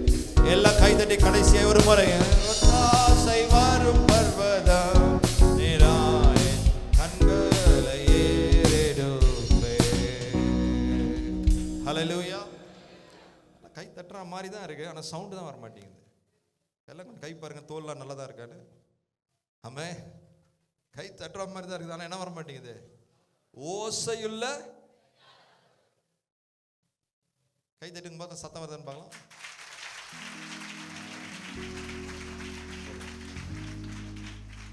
அப்போ உங்க கை ஒரு நல்லதா வேலை செய்யுது இல்ல? நல்லதா இருக்குல்ல கை? குட். அடுத்த வாட்டி பாடும்போது நல்லா தட்டுங்க. இப்போ வேணாம். சரி, ரெண்டாவது, இந்த சபைக்குள்ள ஏன் பழைய வாழ்க்கை வந்துச்சு? எப்படி வந்தது? நான் சொல்றது எல்லாம் புரியுதா உங்களுக்கு? சாரி, ஒரே வசனத்தை சொல்லி நான் முடிக்கிறேன். இப்போ இல்லை, இன்னொரு 10 நிமிஷம் கழிச்சு முடிக்கிறேன். எபேசியர் 4ஆம் அதிகாரம் 14வது வசனம். நாம் இனி குழந்தையாயிராமல், எல்லாம் சொல்லுங்க. கிறிஸ்துக்குள்ள நம்ம பிறந்த உடனே எப்பவும் குழந்தையாவே இருக்கக்கூடாது, வளர்ந்துக்கிட்டே இருக்கணும். ஆமே. நம்ம வளர்ச்சி அடையாததுனால நம்ம வாழ்க்கை பின்னாடி போயிட்டு இருக்கு. சத்தியத்தை அறிகிற அறிவில், தேவனை அறிகிற அறிவில் இன்னும் சில பேர் என்னவா தான் இருக்கிறாங்க? குழந்தையா தான் இருக்கிறாங்க. ஒரு குழந்தைக்கு ஏதாவது தெரியுமா? இல்லை கொஞ்சம் தான் தெரியும். இல்லை அம்மா யாருன்னு தெரியும், அப்பா யாருன்னு தெரியும், பிஸ்கெட்டு தெரியும், சாக்லேட்டு தெரியும், இல்லை வேற என்ன தெரியும்? அதுக்கு நல்லது கெட்ட தெரியுமா? ஒரு குழந்தைக்கு அது தெரியாது. சில பேர் ரட்சிக்கப்பட்டு 10 வருஷமாயும் என்னவா தான் இருக்கிறாங்க? இன்னும் ஜெபிக்க தெரியல பாஸ்டர், பைபிள் வாசிக்க தெரியல பாஸ்டர், நிறைய விஷயம் தெரியாமலே இருக்கிறாங்க. நான் சொல்கிறேன், நீங்கள் குழந்தையாகவே இருந்தீங்கன்னா நீங்கள் ஒரு லைஃப் ரிவர்ஸில் தான் போகும், திரும்ப பழைய வாழ்க்கை. ஏன்னா குழந்தைக்கு பலன் இருக்காது பாருங்க, அதால் ஏஞ்சி நடக்க முடியாது, யாராவது ஒருத்தர் செய்யணும், அதால் சில காரியங்கள் இயலாது. அதான் பவுல் சொல்கிறாரு, நாம் இனி என்னவா இருக்கக்கூடாது? மனுஷருடைய சூதும் வஞ்சிக்கிறதுக்கு ஏதுமான தந்திரமுள்ள போதகங்கள். இன்னைக்கு நிறைய விசுவாசிகள் பின்னோக்கி போவதற்கு காரணம் நிறைய போதனைகள். சொல்லுங்க. ஆமே. யாருடைய போதனையில் உங்களுடைய ஸ்பிரிச்சுவல் லைஃப் வளருது? ஒரு பில்டிங் நம்ம கட்டுறோம் அப்படின்னா ஃபர்ஸ்ட் என்ன போடுவோம்? சொல்லுங்க. ஐயா அதெல்லாம் இல்லையா, நான் வீட்டை பற்றியெல்லாம் பேசாதீங்க, கவலையாயிருவேயா அப்படிலாம் நினைக்காதீங்க. இப்போ முதல்ல ஒரு பில்டிங் என்ன தேவை? பேஸ்மெண்ட், ஃபவுண்டேஷன், அஸ்திபாரம். இல்ல, எவ்வளவு உங்க கட்டடங்கள் பெருசா இருக்கணும் நீங்க விரும்புறீங்களோ அதுக்கேற்ற ஃபவுண்டேஷனை நீங்க போடுவீங்க. இல்ல, இன்ஜினியருங்கெல்லாம் உட்காந்துருக்கிறாங்க, தப்பா பேசிட்டா மன்னிச்சுக்கோங்க. அப்போ ஃபவுண்டேஷன் ரொம்ப ஃபவுண்டேஷனை ஸ்ட்ராங்கா போட்டா கட்டடத்தை அதுக்கேற்ற மாதிரி. அப்போ உங்களுடைய ஸ்பிரிச்சுவல் ஃபவுண்டேஷன் என்ன? நீங்க கேட்கிற போதனைகள். ஆமே இல்லையா? ஒரு ஃபவுண்டேஷன் போடுறாரு, இன்ஜினியர் ஒன்று சொல்றாரு, பக்கத்து வீட்டுக்காரர் ஒருத்தர் சொல்றாரு, கொத்தனார் ஒன்று சொல்றாரு, ஹவுஸ் ஓனர் ஒன்று சொல்றாரு, கலவை இப்படி போடு, இன்னொருத்தர் சொல்ற மண்ணா அவ்வளோ போடு, இப்படின்னு போட்டால் ஃபவுண்டேஷனாக இருக்குமா? ஒருத்தருடைய அறிவில், ஒருத்தருடைய ஞானத்தில், ஒருத்தருடைய அட்வைஸில், அவருடைய ஆலோசனையில் என்ன பண்ணோம்? ஃபவுண்டேஷன் போடணும். ஆமே. இங்கே சொல்கிறதையும் கேட்டுக்கிறது, அங்கே சொல்கிறதையும் கேட்டுக்கிறது, அவர் சொல்கிறதையும் கேட்டுக்கிறது, அவர் சொல்கிறதையும் கேட்டுக்கிறது. எந்த டாக்டரினில் தான் நீங்கள் வளர்றீங்க? என்ன உபதேசத்தில் வளர்றீங்க? இன்னைக்கு நிறைய ஆவிக்குரிய வாழ்க்கை பின்னோக்கி உடைஞ்சி போகிறதுக்கு காரணம் தெரியுமா? என்ன சத்தியத்தில் நம்ம இருக்கிறோன்றதே அவங்களுக்கு தெரியல. ஞானஸ்தானத்தை குறித்த சத்தியம் தெரியல. எத்தனை வாட்டி எடுக்கணும்? போகிற சபையிலெல்லாம் எடுத்துக்கிறது. ஹல்லேலூயா. பரிசுத்த ஆவியை குறித்த சத்தியம் தெரியல. வரங்களை குறித்து சத்தியம் தெரியல. அந்நிய பாஷை பேசலாம், வரங்கள் இருக்கா, சுகமாக்க வரங்கள் இருக்கா, தீர்க்கதரிசன வரங்கள் இருக்கா, வரங்களை குறித்த சத்தியம், மனம் திரும்புதலை குறித்த சத்தியம் தெரியல. இதெல்லாம் ஃபவுண்டேஷன். ஆமென். அந்நிய பாஷை இல்லைன்னு சில பேர் உட்காந்துருக்கிறோம், ஆராதனை இல்லைன்னு சில பேர் உட்காந்துருக்கிறோம், அற்புதங்கள் இல்லைன்னு சில பேர் உட்காந்துருக்கிறோம். சரியா? ஒரு போதனைகள் இருக்கு. ஆனால் நீங்க எந்த போதனையில இருக்கிறீங்க? ஹல்லேலூயா. பாருங்க, அப்போஸ்தலனாகிய பவுல் சொல்றாரு, அப்போஸ்தலர் நடபடிகள் 20ஆம் அதிகாரம் 29வது வசனத்துல நான் போன பின்பு கொடிதான ஓநாய்கள் உங்களுக்குள்ள வரும். அவர் சொல்றாரு, எல்லா சபையில இருக்கிற மூப்பர்கள்லாம் வர வச்சிட்டாரு, ஒரு கமிட்டி மீட்டிங் போடுறாரு. சரியா? அதை நீங்க 17ஆம் வசனத்துல 18ஆம் வசனத்துல அவர் சொல்ற 16வது வசனத்துல இல்ல அதெல்லாம் வேணாம். இப்போ அவர் என்ன சொல்றாருன்னா, கண்டென்ட் என்னன்னா, நான் போன பின்பு சபையாகிய மந்தையை தப்ப விடாத கொடிதான, எல்லாம் சொல்லுங்க, சாதாரண ஓனாய் இல்லைங்க. என்ன ஓனாய்? கொடிதான ஓனாய். எதை பிடிக்குமா? உங்களுக்குள்ளே வரும். அந்த ஓனாய் யாரு? காட்டில் இருக்கிற ஓனாய் கிடையாது. அவர் எதை குறித்து சொல்றாரு? உங்களிலும் சிலர் எழும்பி சீஷர்களை தங்களிடத்தில் இழுத்து கொள்ளும்படி மாறுபாடானவர்களை போதிப்பார்கள். எதை சொல்றா? ராங் டாக்டரின்ஸை பத்தி பேசுறாரு, தவறான உபதேசங்களை குறித்து பேசுறாரு. ஆமே. ஒரு தம்பி சொல்றான், ஆனா நம்ம சர்ச்சில் இருக்கிற மாதிரிலாம் இல்லைன்னா, இப்போ நான் வேற வேற வேற வேற மாதிரி வர்ஷிப் பண்றேன்ன்றான். ஆமே. நம்ம சர்ச்சில் நீங்க மட்டும் தான் பேசுவீங்க, ஆனா எங்க சர்ச்சில் அப்படி இல்லைன்னு, நாங்க எல்லாரும் பேசுவோம். எல்லாரும் பேசலாம், தப்பு இல்லை. ஆனா மந்தைக்கு ஒரு மேய்ப்பன் ஒருத்தன் இருக்கணுமே, அதெல்லாம் எங்க சபையில கிடையாது. ஹல்லேலூயா. ஒரு மந்தையில மேய்ப்பனே இல்லைன்னா அந்த மந்தை எப்படி இருக்கும்? இந்த ஆடு இன்னைக்கு எங்க போலான்னு சொல்லும், இன்னொரு ஆடு இங்க இந்த வயல்வெளி நல்லா இருக்கு இங்க போலானோ. ஆமே. வாட் இஸ் யுவர் டாக்டரின்? ஏன் இன்னைக்கு பழைய வாழ்க்கைக்கு நிறைய பேர் போறாங்க? வாழ்க்கை மாற்றம் இல்லை. உங்க சபையில கற்றுக் கொடுக்கிற வார்த்தைகள் அஸ்திபாரமாக்கி அதுல கட்டி எழுப்புங்க. பவுல் சொல்றாரு, நான் போன பின்பு நான் தான் உங்களில் சிலர் எழும்பி என்ன பண்ணுவாங்க? சீஷர்களை தங்களிடத்தில் இழுத்து கொள்ளும்படி. உங்களை இழுப்பாங்க, நல்லா கவனிச்சுக்கோங்க. உங்களை தம் பக்கமா இழுப்பாங்க. யாராவது இழுக்கிறாங்கன்னா கொஞ்சம் உஷாரா இருக்கணும். ஆமா, என்னம்மா? ஆமேன். யார் தான் உங்களை இழுக்கணும்? பின்னாடி சொல்றது புரியுதாப்பா? யார் தான் உங்களை இழுக்கணும்? ஆண்டவருடைய அன்பு தான் உங்களை இழுக்கணும், சத்தியம் தான் உங்களை இழுக்கணும். ஹல்லேலூயா. உங்களில் சிலர் எழும்பி அப்படின்னு நமக்குள்ளேயே எழும்புவாங்கன்னு தான் இருக்கு. அதனால நான் யாரும் தப்பா நினைச்சுக்காதீங்க. பவுல் அன்னைக்கு சொன்னதை நான் சொல்றேன். சர்ச்சுக்கு எச்சரிப்பு. எதை என்ன பண்ணுவாங்க? மாறுபாடானவைகளை. நம்ம பாஸ்டர் இப்படி தான் பேசுவாரு, ஆனா இது வேற, மாற்று போதனைகள். ஆமே. டாக்டரின்ஸ்ல ஒரு விசுவாசி எதுல, யாருடைய சத்தியத்துல நீங்க வளர்றீங்க? ஆமே. இன்னைக்கு நிறைய பேருக்கு ஆசை, அதை கத்துக்கணும், இது கத்துக்கணும், அதை கத்துக்கணும். அதான் பவுல் அந்த இடத்துல சொல்றாரு, எபேசு சபைக்கு சொல்றாரு, பலவிதமான போதனைகளை அலைப்புண்டு என்ன பண்ணாத, தெரியாத. ஹல்லேலூயா. வேதம் அதே சொல்லுது, 4:4 நாம் இனி குழந்தைகளா இராமல் பலவிதமான காற்றினால் அலைகிற அலைகளைப் போல அடிபட்டு. ஆமா, காலைல ஒரு சபை, மதியானம் ஒரு சபை, ராத்திரி ஒரு சபை. பாஸ்டர் உங்க சர்ச்சு உங்க சத்தியத்தில் கொஞ்சம் வளர்றோம், அதுக்கப்புறம் ஈவினிங் அந்த சத்தியத்தில் கொஞ்சம் வளர்றோம். எப்படியாவது வளரணும். நம்ம எப்படியாவது வளரணும். உன் பிள்ளைய காலைல சத்து உணவுக்கு அனுப்பி, நான் செஞ்சதையும் சாப்பிடு போ, சத்து உணவுக்கும் போய் அந்த ஹோட்டல்லையும் கொஞ்சம் சாப்பிடுன்னா கடைசியில் அந்த குழந்தைக்கு வயிறு என்னதான் ஆகும்? வெள்ளிக்கிழமை ஒரு பையன் வந்து சாட்சி சொல்றாரு. என்ன சொல்றாரு? நான் பல ஹோட்டல்களில் சாப்பிட்டதுனால என்னுடைய டைஜஸ்டிவ் சிஸ்டமே கெட்டு போச்சுன்றாரு. கடைசியில் ஒரு நாள் கெட்டு போய் தான் வந்து நிற்பேன். ஆமே. விளங்குதா? ஆமா. ஒருத்தர் சொன்னாரு, விளங்குனா விளங்கிருவீங்கன்னாரு. ஆக்ட்ஸ் 20 சொல்றாரு, நான் போன பின்பு, நான் இருக்கிற வரைக்கும் வராதே, நான் ஜெபத்தை காத்து, நான் போயிட்டேனா. ஆமேன். ஓநாய்கள் உள்ள வரும், அந்த ஓநாய் உள்ள இருந்து எழும்பும், மாறுபாடானவைகள் என்ன பண்ணுவாங்க? போதிப்பார்கள் என்று நான் அறிந்திருக்கிறேன். 31 சொல்றாரு சபைக்கு, ஆனபடியினால் நான் 3 வருஷ காலமாய் இந்த எபேசில இரவும் பகலும் கண்ணீரோடு இடைவிடாமல் அவனுக்கு புத்தி சொல்லி கொண்டு வந்ததை என்ன பண்ணு? என்ன சொல்ற? கண்ணீரோடு அவனுக்கு நான் சொன்ன புத்திய நினைச்சுக்கோங்க. ஹல்லேலூயா, ஹல்லேலூயா.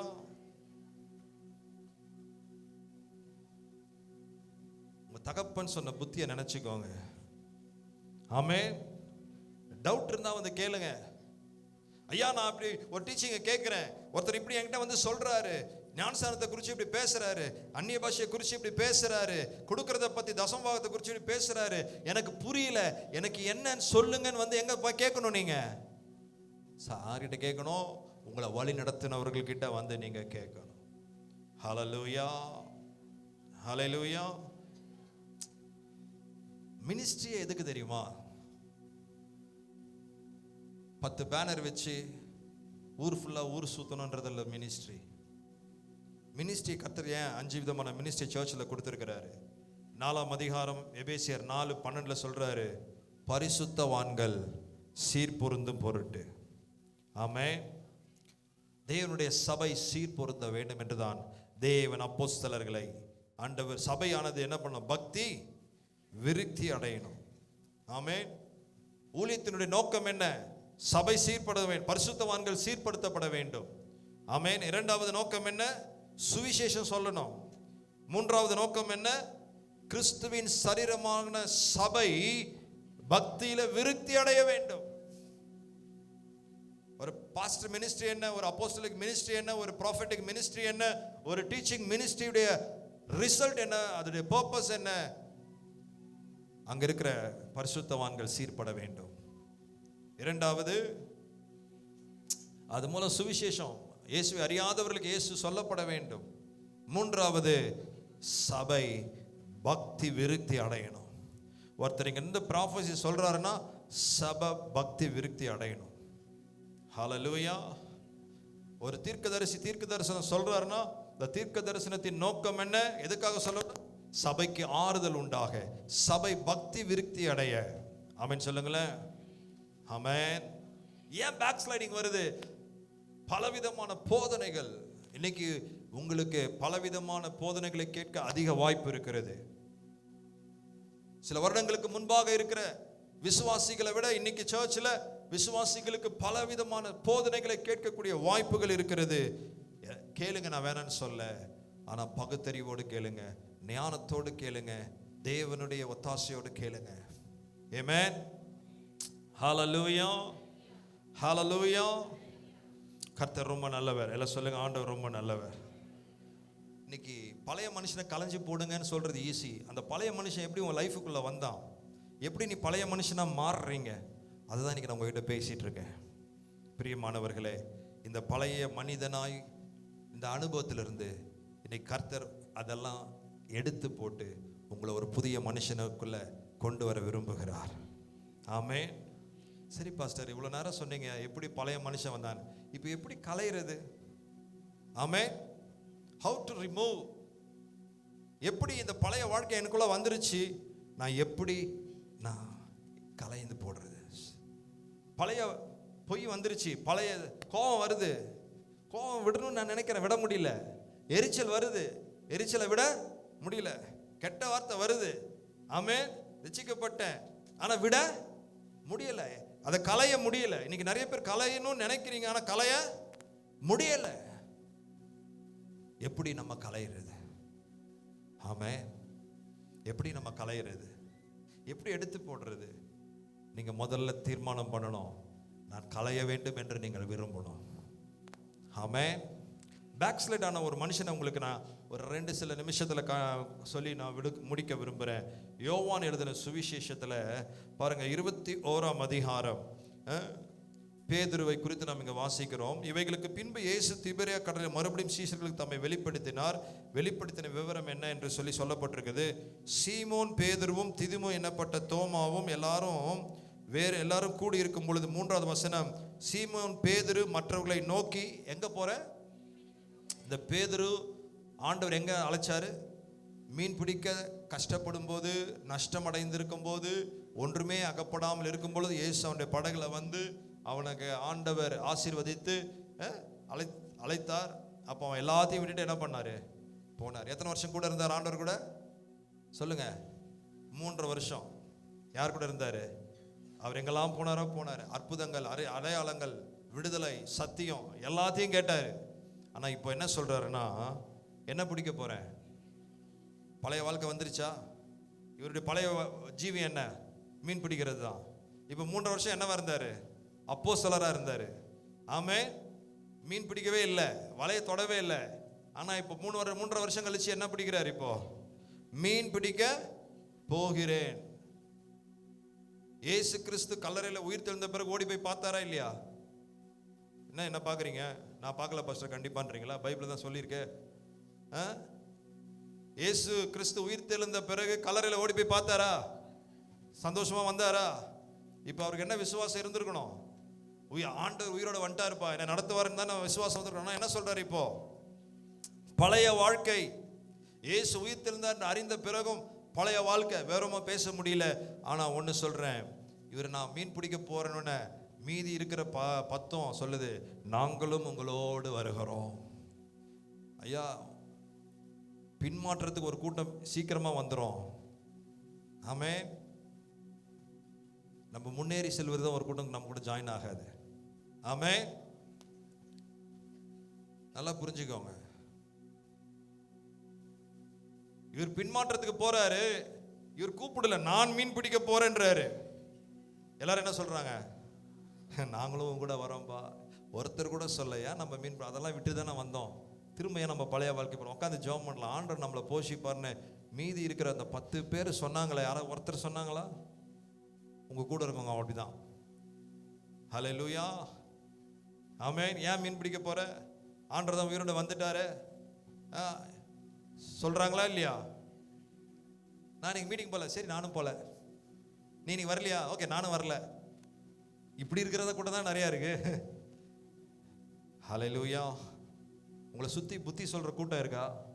நீங்க தவறும் போது உங்களை சொல்லி திருத்தக்கூடிய நண்பர்கள் உங்களுக்கு இருக்கிறாங்களா? ஆமென் சொல்லுங்களேன்.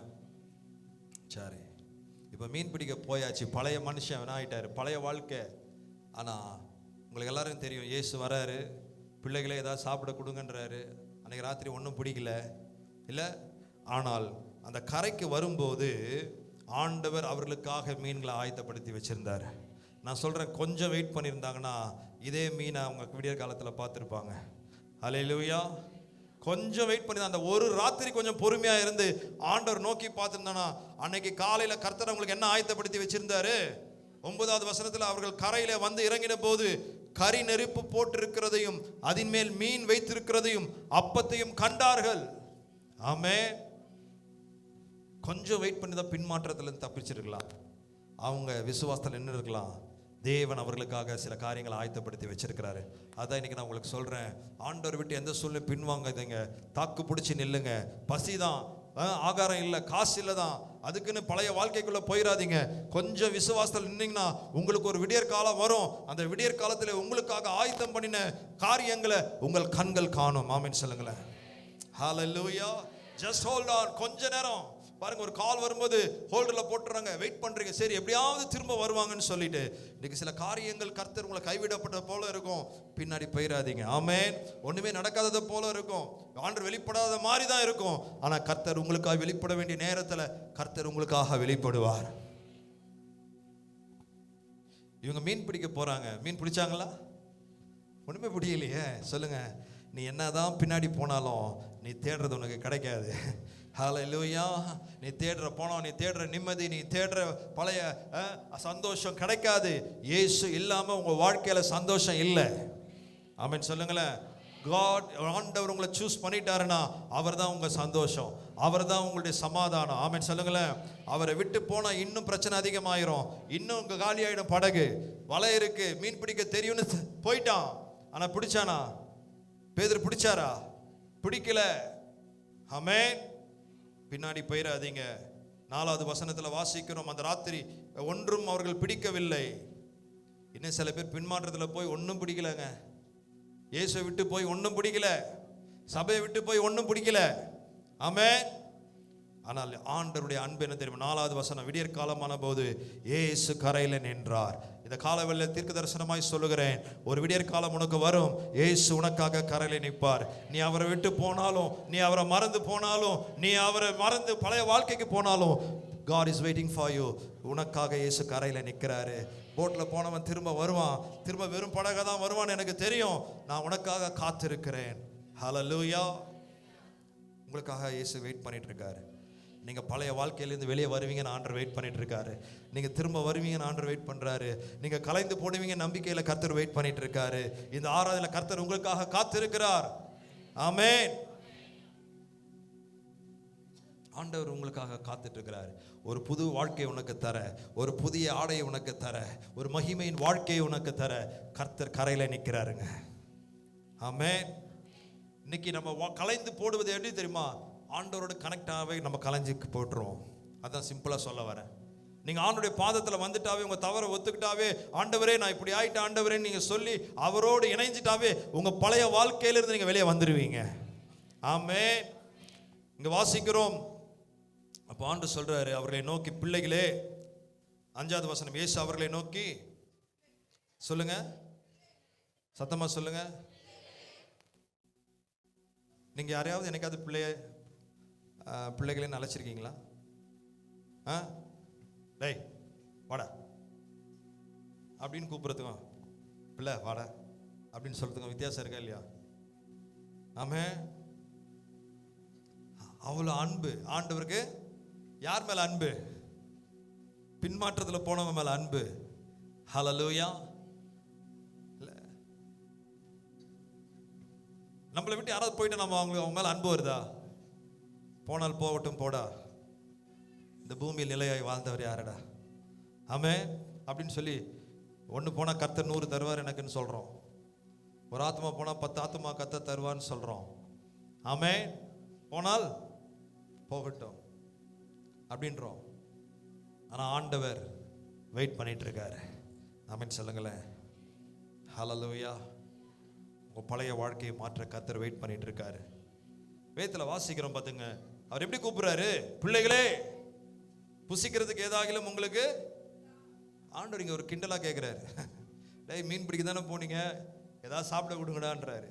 சாப்பாடு கரையில் ரெடியாக இருக்கு. ஆனால் கர்த்தர் கிண்டலா கேட்குறாரு, இவ்வளோ பிடிக்க தானே போனேன், ஏதாவது பிடிச்சியா? சரி எனக்கு கொஞ்சம் கொடு. கொஞ்சம் சந்தோஷமா இருக்கலாம் தானே உலகத்துக்கு போன, சந்தோஷமா இருக்கிறியா? ஆண்டவர்கிட்ட போனால் கொஞ்சம் சமாதானமாக இருக்கலாம் தானே போன, சமாதானமாக இருக்கிறியா? ஆண்டவர்கிட்ட போனால் இன்னும் கொஞ்சம் சம்பாதிக்கலான்னு தான் நினைக்கிறேன், சம்பாரிச்சியா? சண்டே சர்வீஸ் கட் போனால் டபுள் சம்பளமாச்சே, சரி பிள்ளைகளை கொஞ்சம் காசு இருக்கா, கொஞ்சம் அப்படி இருக்கான்னு ஆண்டவர் கேட்குறாரு. ஆண்டவர் எத்தனை வாட்டி சண்டே சர்வீஸ் அடிச்சு நான் சம்பாரிச்சாலும் கடைசியில் என்ன வந்து சொல்கிறோம்? என்ன சொல்கிறீங்க? ஓடி ஓடி உழைக்கணும், உழைச்சி ஊருக்கெல்லாம் கொடுக்கணும். எங்கே கொடுக்குறீங்க? ஹல்லேலூயா. ஓடி ஓடி உழைச்சி கடைசியில் என்ன சொல்கிறீங்க? என்ன சொல்கிறீங்க? அவங்க என்ன சொன்னாங்க? ஒன்றுமில்லை. நீ இயேசுவை விட்டு ஓடனா ஒன்றுமில்லை தான். ஆமென். ஏன்னா நீ அழைக்கப்பட்டவன், நீ அவருடைய ரத்தத்தால் தெரிந்து கொள்ளப்பட்டவன். எல்லாருக்கும் இந்த வசனம் பொருந்தாது.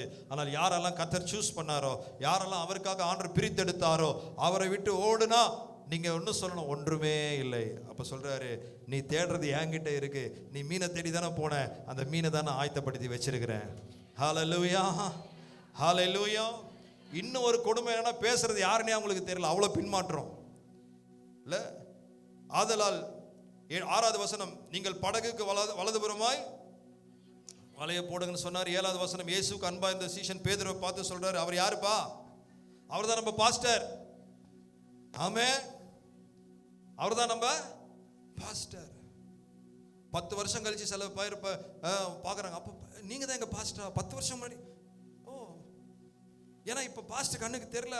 அப்போ பார்த்த பாஸ்டர் வேற, இப்போ பார்த்த பாஸ்டர் வேற. பாஸ்டர் அப்போ ஒல்லியா நீ தரமா வந்துச்சு, சில வருஷங்கள் 7 வருஷம் கழிச்சு நீங்க தான் பாஸ்டரா? ஆமா நான் தான். அப்போ ஒல்லியா இருந்தீங்க, இப்போ அப்போனா கொஞ்சம் யோசிச்சு பாருங்களேன். ஹல்லேலூயா. இயேசுவை பார்த்த பேதுரு, 3 வருஷம் பார்த்த பேதுருக்கு இப்போ யார் தெரியல? வலைய போடுங்கன்னு தெரியல, சாப்பாடு கேட்கறது யாருன்னு தெரியல, கூட கரையில் நிற்கிறது யாருன்னு தெரியல. அந்த அளவுக்கு பின்மாற்றம். சில பேருக்கு சபைக்கு வந்து ஆண்டவர் பேசுறது தெரியல, ஆராதனை ஆண்டவர் பார்க்கறதுல கர்த்தரே தெரியலங்க. இப்போ பேரு ஜானு தான், பேரு பீட்டர் தான், ஆமே, பேரு ரூத்து தான், பேரு எஸ்தர் தான். ஆனா கர்த்தரே தெரியாது, தெரியல. ஒரு காலத்துல ஊழியம் செஞ்சது தான், ஆனா இப்போ கர்த்தர் யாருன்னு தெரியல. ஆமென், ஹல்லேலூயா. சோ கவனிங்க, இப்ப பேதுருடைய நிலைமை என்ன தெரியுமா? அவன் வஸ்திரம் இல்லாதவனா இருந்தபடியினால், சட்டை போட்டிருக்கிறாரு, அண்டர்வேர் போடல. ஆமென் சொல்லுங்களேன். எதை போட்டிருக்கணும்? நீங்க சொல்லுங்க, எது போட்டிருக்கணும்? அண்டர்வேர் போட்டிருக்கணும், சட்டை போடலாம். இப்ப இயேசு பார்க்கும்போது பேதுரு கொஞ்சம் கற்பனை பண்ணி பாருங்களேன். ஆமென். 3 வருஷம் எருசலேம்ல ஊழியம் செஞ்சாரு, அற்புதம் செஞ்சாரு. இவர் மூலம் எவ்வளவு, இப்போ அவருக்கு கீழே ஒண்ணுமே இல்ல. அப்போ எவ்வளோ நிலைமை பின்னாடி போயிடுச்சு பாத்தீங்களா? ஆமென். அண்டர்வேர் போடுறது கூட அவருக்கு பிரச்சனை இல்லை, இப்ப பயிர் தான் பிரச்சனை அவருக்கு. ஆமென். நான் நினைக்கிறேன் அந்த 3 வயசு 2 வயசு பையன் மாதிரி நின்றுட்டு இருப்பாருன்னு நினைக்கிறேன் போட்ல. அல்லேலூயா. பெரிய டிஷர்ட் மட்டும் போட்டு பையன் பசங்க சுத்துவானுங்க பாருங்க, அந்த மாதிரி. ஆமென். இயேசுன்னு சொன்ன உடனே சரி, அதுக்கு ஒரு வழக்கம் இருக்கலாம். இப்போ நம்ம டைம் இல்லை. பேதுரு கேட்டு வஸ்திரம் இல்லாதவனா இருந்தபடினால் எதை கேட்டானா? டக்கு டக்கு டக்குன்னு சட்டையை எடுத்து எதை கட்டினானா? மறைச்சான். இப்போதான் வெக்கமே வருது அவருக்கு. ஐயோ இயேசுப்பா. ஹல்லேலூயா. எங்க குதிச்சானா? கடல்ல குதிச்சிட்டான். அவ்வளவு வெக்கமாயிருச்சு அவனுக்கு. இன்னைக்கு நான் சொல்றேன் தேவ பிள்ளைகளே, உங்க நிலைமை அவ்வளவு வெக்கக்கேடான நிலைமையில இருந்தாலும் உங்களுக்காக ஒரு கறி மீன், ஒரு பார்பிக்யூ, ஆண்டவர் ஒரு கிரில்டு ஃபிஷ்ஷை கர்த்தர் உங்களுக்கு கரையில வச்சிருக்கிறார். எல்லாரும் வாங்கப்போ இந்த பேதுரு மட்டும் கூப்பிடாதீங்க அப்படின்னு ஆண்டவர் சொன்னாரா? இல்லையே. உன்னை 12 பேர்ல பிரதானமானவன் வச்ச, வெளிப்பாடு நிறைந்தவன் நான் சொன்னேன். இப்போ உனக்கு மேல் சட்டை இருக்கு, கீழ் சட்டை காணும். உன் நிலைமை அவ்வளவு மோசமாயிருச்சு, அவனை பந்தியில சேர்க்காதீங்க, அவனுக்கு இந்த மீன் கிடையாதுன்னு சொன்னாரா? இன்னைக்கு எல்லாருக்கும் இந்த இடத்துல ஃபிஷ் இருக்கு. ஆமென் சொல்லுங்களேன். இயேசு என்கிற அப்பம் இயேசு கொடுக்கறது எல்லாருக்கும். ஆமென் சொல்லுங்களேன். ஆமென். யாரும் விளக்கம் கிடையாது. ஆமென். எல்லாத்தையும் முடிச்சுட்டு ஆண்டவர் சொல்றாரு 15வது வசனத்துல, அவர்கள் போஜனம் பண்ணின பின்பு இயேசு சீமோன் பேதுரு நோக்கி, யோனாவின் குமாரனாகிய சீமோனே, நீ ஏன் அண்டர்வேர் போடலன்னு கேட்டாரு. என்ன கேட்டாரு? ஏய், நீ அன்பா இருக்கியா? இன்னைக்கு அதுதான் கர்த்தர் நீ கேட்கிறாரு. உன் பழைய வாழ்க்கை இருக்கட்டும், எனக்கு தெரியும் உன் பழைய வாழ்க்கை, உன் ஏலாமா, உன்னுடைய பின்னோக்கம் எல்லாம் தெரியும். நீ பழைசா ஆயிட்ட. 3 நாள்ல நீ மாறிட்ட. 3.5 வருஷம் ஊழியத்துல என் கூட இருந்து 3 நாள் கல்லறைக்குள்ள நான் போய் 3ஆம் நாள் உயிரோடு வர்றதுக்குள்ள உங்க நிலைமைய பாருங்க, எந்த நிலைமையில இருந்தாங்க பாருங்க. பாஸ்டர் 3 நாள் கூட இல்லை, 3ஆம் நாள் உயிரோடு வந்துட்டாரு. ஆனா இவங்க நிலைமை 3 நாள்ல மாறிடுச்சுங்க. ஒரு விசுவாசி, ஒரு ஊழியக்காரருடைய நிலைமை. ஆனா அதெல்லாம் கர்த்தர் கேட்கல. ஏன்டா திட்டின, ஏன்டா மாறின, இப்படி உன்னை எவ்வளோ வஸ்திரம் போட்டு அற்புதமாக நடத்தினேன், இப்படிப்பட்ட ஒரு நிலைமையில போய் நான் உன்னை முதல்ல நான் பார்க்கணும் அப்படிலாம் கேட்கல. கேட்டா ஒரே ஒரு கேள்வி தான் கேட்டாரு, என்னை நேசிக்கிறியா? உன் பழைய வாழ்க்கை மாறணும்னா கர்த்தர் உன்னை அன்பை நீங்க புரிஞ்சுக்கணும். ஹல்லேலூயா. எவ்வளோ பின்னாடி போயிட்டு கர்த்தர் என்ன நேசிப்பாரா? உன்னை நேசிக்கிறார். God loves you. ஆண்டுடைய அன்பு தாங்க ஒரு மனுஷனை மாற்றும். ஆமென். அந்த அன்புக்கு ஈடே இல்லை, அந்த அன்புக்கு அளவே இல்லை. இந்த உலகத்தில் நம்மகிட்ட ஒரு சின்ன குறை பார்த்தா குடும்பம் நம்மளை தூக்கி போட்டுரும், சமுதாயம் நம்மளை தூக்கி போட்டுரும். ஆமென். விபச்சாரத்தில் கையும் மையுமா ஒரு பெண்ணை பிடிச்சாங்க. எல்லாரும் அவளை சுற்றி கையில் என்ன வச்சிருக்கிறாங்க? கல்லை வச்சிருக்கிறாங்க. ஆனால் ஆண்டவர் மட்டும்தான் அவளை கருணையோடு கர்த்தர் பார்த்தாரு. ஆமென். ஏமா இப்படி மாட்டிக்கிட்ட, ஏன் இப்படி பாவம் செய்த, உனக்கு வசனம் தெரியாதா, உனக்கு அது தெரியாதா, இது தெரியாதனால கேட்டாரு. ஒன்னே ஒன்று கேட்டாரு, நான் உன்னை நியாயம் தீர்க்கதில்லை, நீ போ, இனி என்ன செய்யாத. நம்ம இப்படி ஒரு ஆள் மாட்டினுச்சுன்னா நம்ம என்ன கேள்வி வைப்போம்? எத்தனை வருஷமா நீ சர்ச்சுக்கு வர, உனக்கு அறிவு இருக்கா? எவ்வளோ போதிச்சிருக்காரு பாஸ்டர் உனக்கு அறிவு இருக்கா? நம்ம சபை எப்படிப்பட்ட சபை உனக்கு தெரியுமா? அப்படிலாம் நம்ம 1000 கேள்வி கேட்டு ரூமில் கூட்டின்னு போய் 2 மணி நேரம் கவுன்சிலிங் கொடுத்து வெளியே வரும்போது அவன் பழைய ஆளாக தான் வரும், மாறவே மாட்டான். ஆமென். ஆண்டவர் ஒரு வார்த்தையும் பேசல, அவன் பழைய வாழ்க்கையை பேசவே இல்லை. உன்னே வந்து தான் சொன்னாரு, என்னை நேசிக்கிறியா? நான் உன்னை ஆக்கணிக்குள்ள தீர்க்கதில்லை, நீ போ, இனி என்ன பண்ணாத, பாவம் செய்யாத. ஹல்லேலூயா. ஆண்டவருடைய அன்பு தான் இன்னைக்கு நம்ம உணர போறோம். இன்னைக்கு திருவிருந்து எடுக்க போறோம். God's love. ஆண்டவருடைய அன்பை ஒருத்தர் உணர ஆரம்பிச்சிட்டானா, இந்த பழைய வாழ்க்கை எனக்கு வேணாம், இயேசுடைய அன்பு எனக்கு போதும், என்னையும் நேசிச்சாரேன்னு சொல்லி அவருக்காக வாழ முடியும். ஆமென். எத்தனை பேர் இன்னைக்கு ஆண்டவரை நேசிக்கிறீங்க? ஹல்லேலூயா. ஒரு பையன் ஒரு பொண்ணை நேசிட்டானா அம்மாவை தூக்கி போட்டுருது, அப்பாவை தூக்கி போட்டுருது. ஆமென். படிப்பை தூக்கி போட்டுருது, எஸ்கேப். அவனுக்காக வருது ஒரே ஒரு விஷயம், என்னது? அன்பு. அன்பு ரொம்ப வல்லமையானது. ஆமென் சொல்லுங்களேன். ஹல்லேலூயா. மரணத்தை விட அன்பு வலிமை என்று பைபிள் சொல்லுது. எது ரொம்ப ஸ்ட்ராங்கு? அன்பு. அன்புக்கு இருக்கிற பவர் வேற எதுக்கும் இல்லை. ஹல்லேலூயா. அந்த அன்பு, தேவனுடைய அன்பு.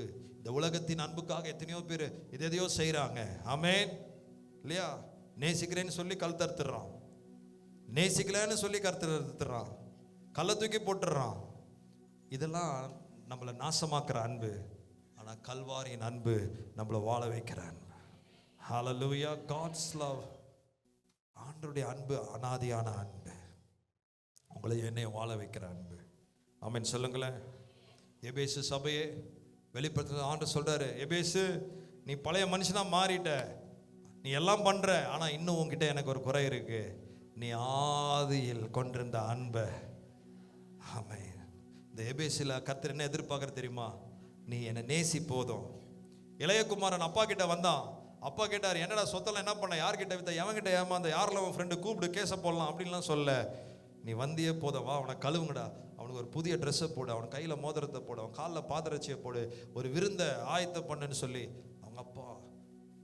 அப்போ அவங்க அப்பாவுடைய நோக்கம் என்ன தெரியுமா? அவன் மேலே அந்த பிள்ளை வரணும், அந்த பிள்ளையை நேசிக்கிறார், அவ்வளோதான். ஆமென். எல்லாம் பக்கத்தில் கையை பிடிச்சி சொல்லுங்க, பாஸ்டர் முடிச்சிட்டாரு. சொல்லுங்க, கர்த்தர் உன்னை நேசிக்கிறார். நல்லா ஃபீல் பண்ணி சொல்லுங்க. ஏமா ஏமா அவனை பிடிக்க மாட்டேற சொல்லுங்க. ஹல்லேலூயா. பிடிக்க. ஆமென். உங்களையும் என்னைய நேசிக்கிறார். நீ எவ்வளவு பழைய வாழ்க்கைக்குள்ள போயிருக்கலாம், இதை கலைந்து போட வேண்டிய நேரம். உன்னை இன்னும் ஒருத்தர் நேசிக்கிறார் இல்லை? இப்போவும் கர்த்தர் உன்னை நேசிக்கிறார் இல்லை? இந்த கைவிடப்பட்ட நிலையிலும் இவ்வளோ பின்மாற்றத்திலையும் போன உன்னைக்காக ஒரு பார்பிக்யூ கர்த்தர் வச்சிருக்கிறார்ல. ஹல்லேலூயா. அந்த அன்பை இன்னைக்கு உணர்ந்து நம்ம ஆண்டவரை ஆராதிப்போம்.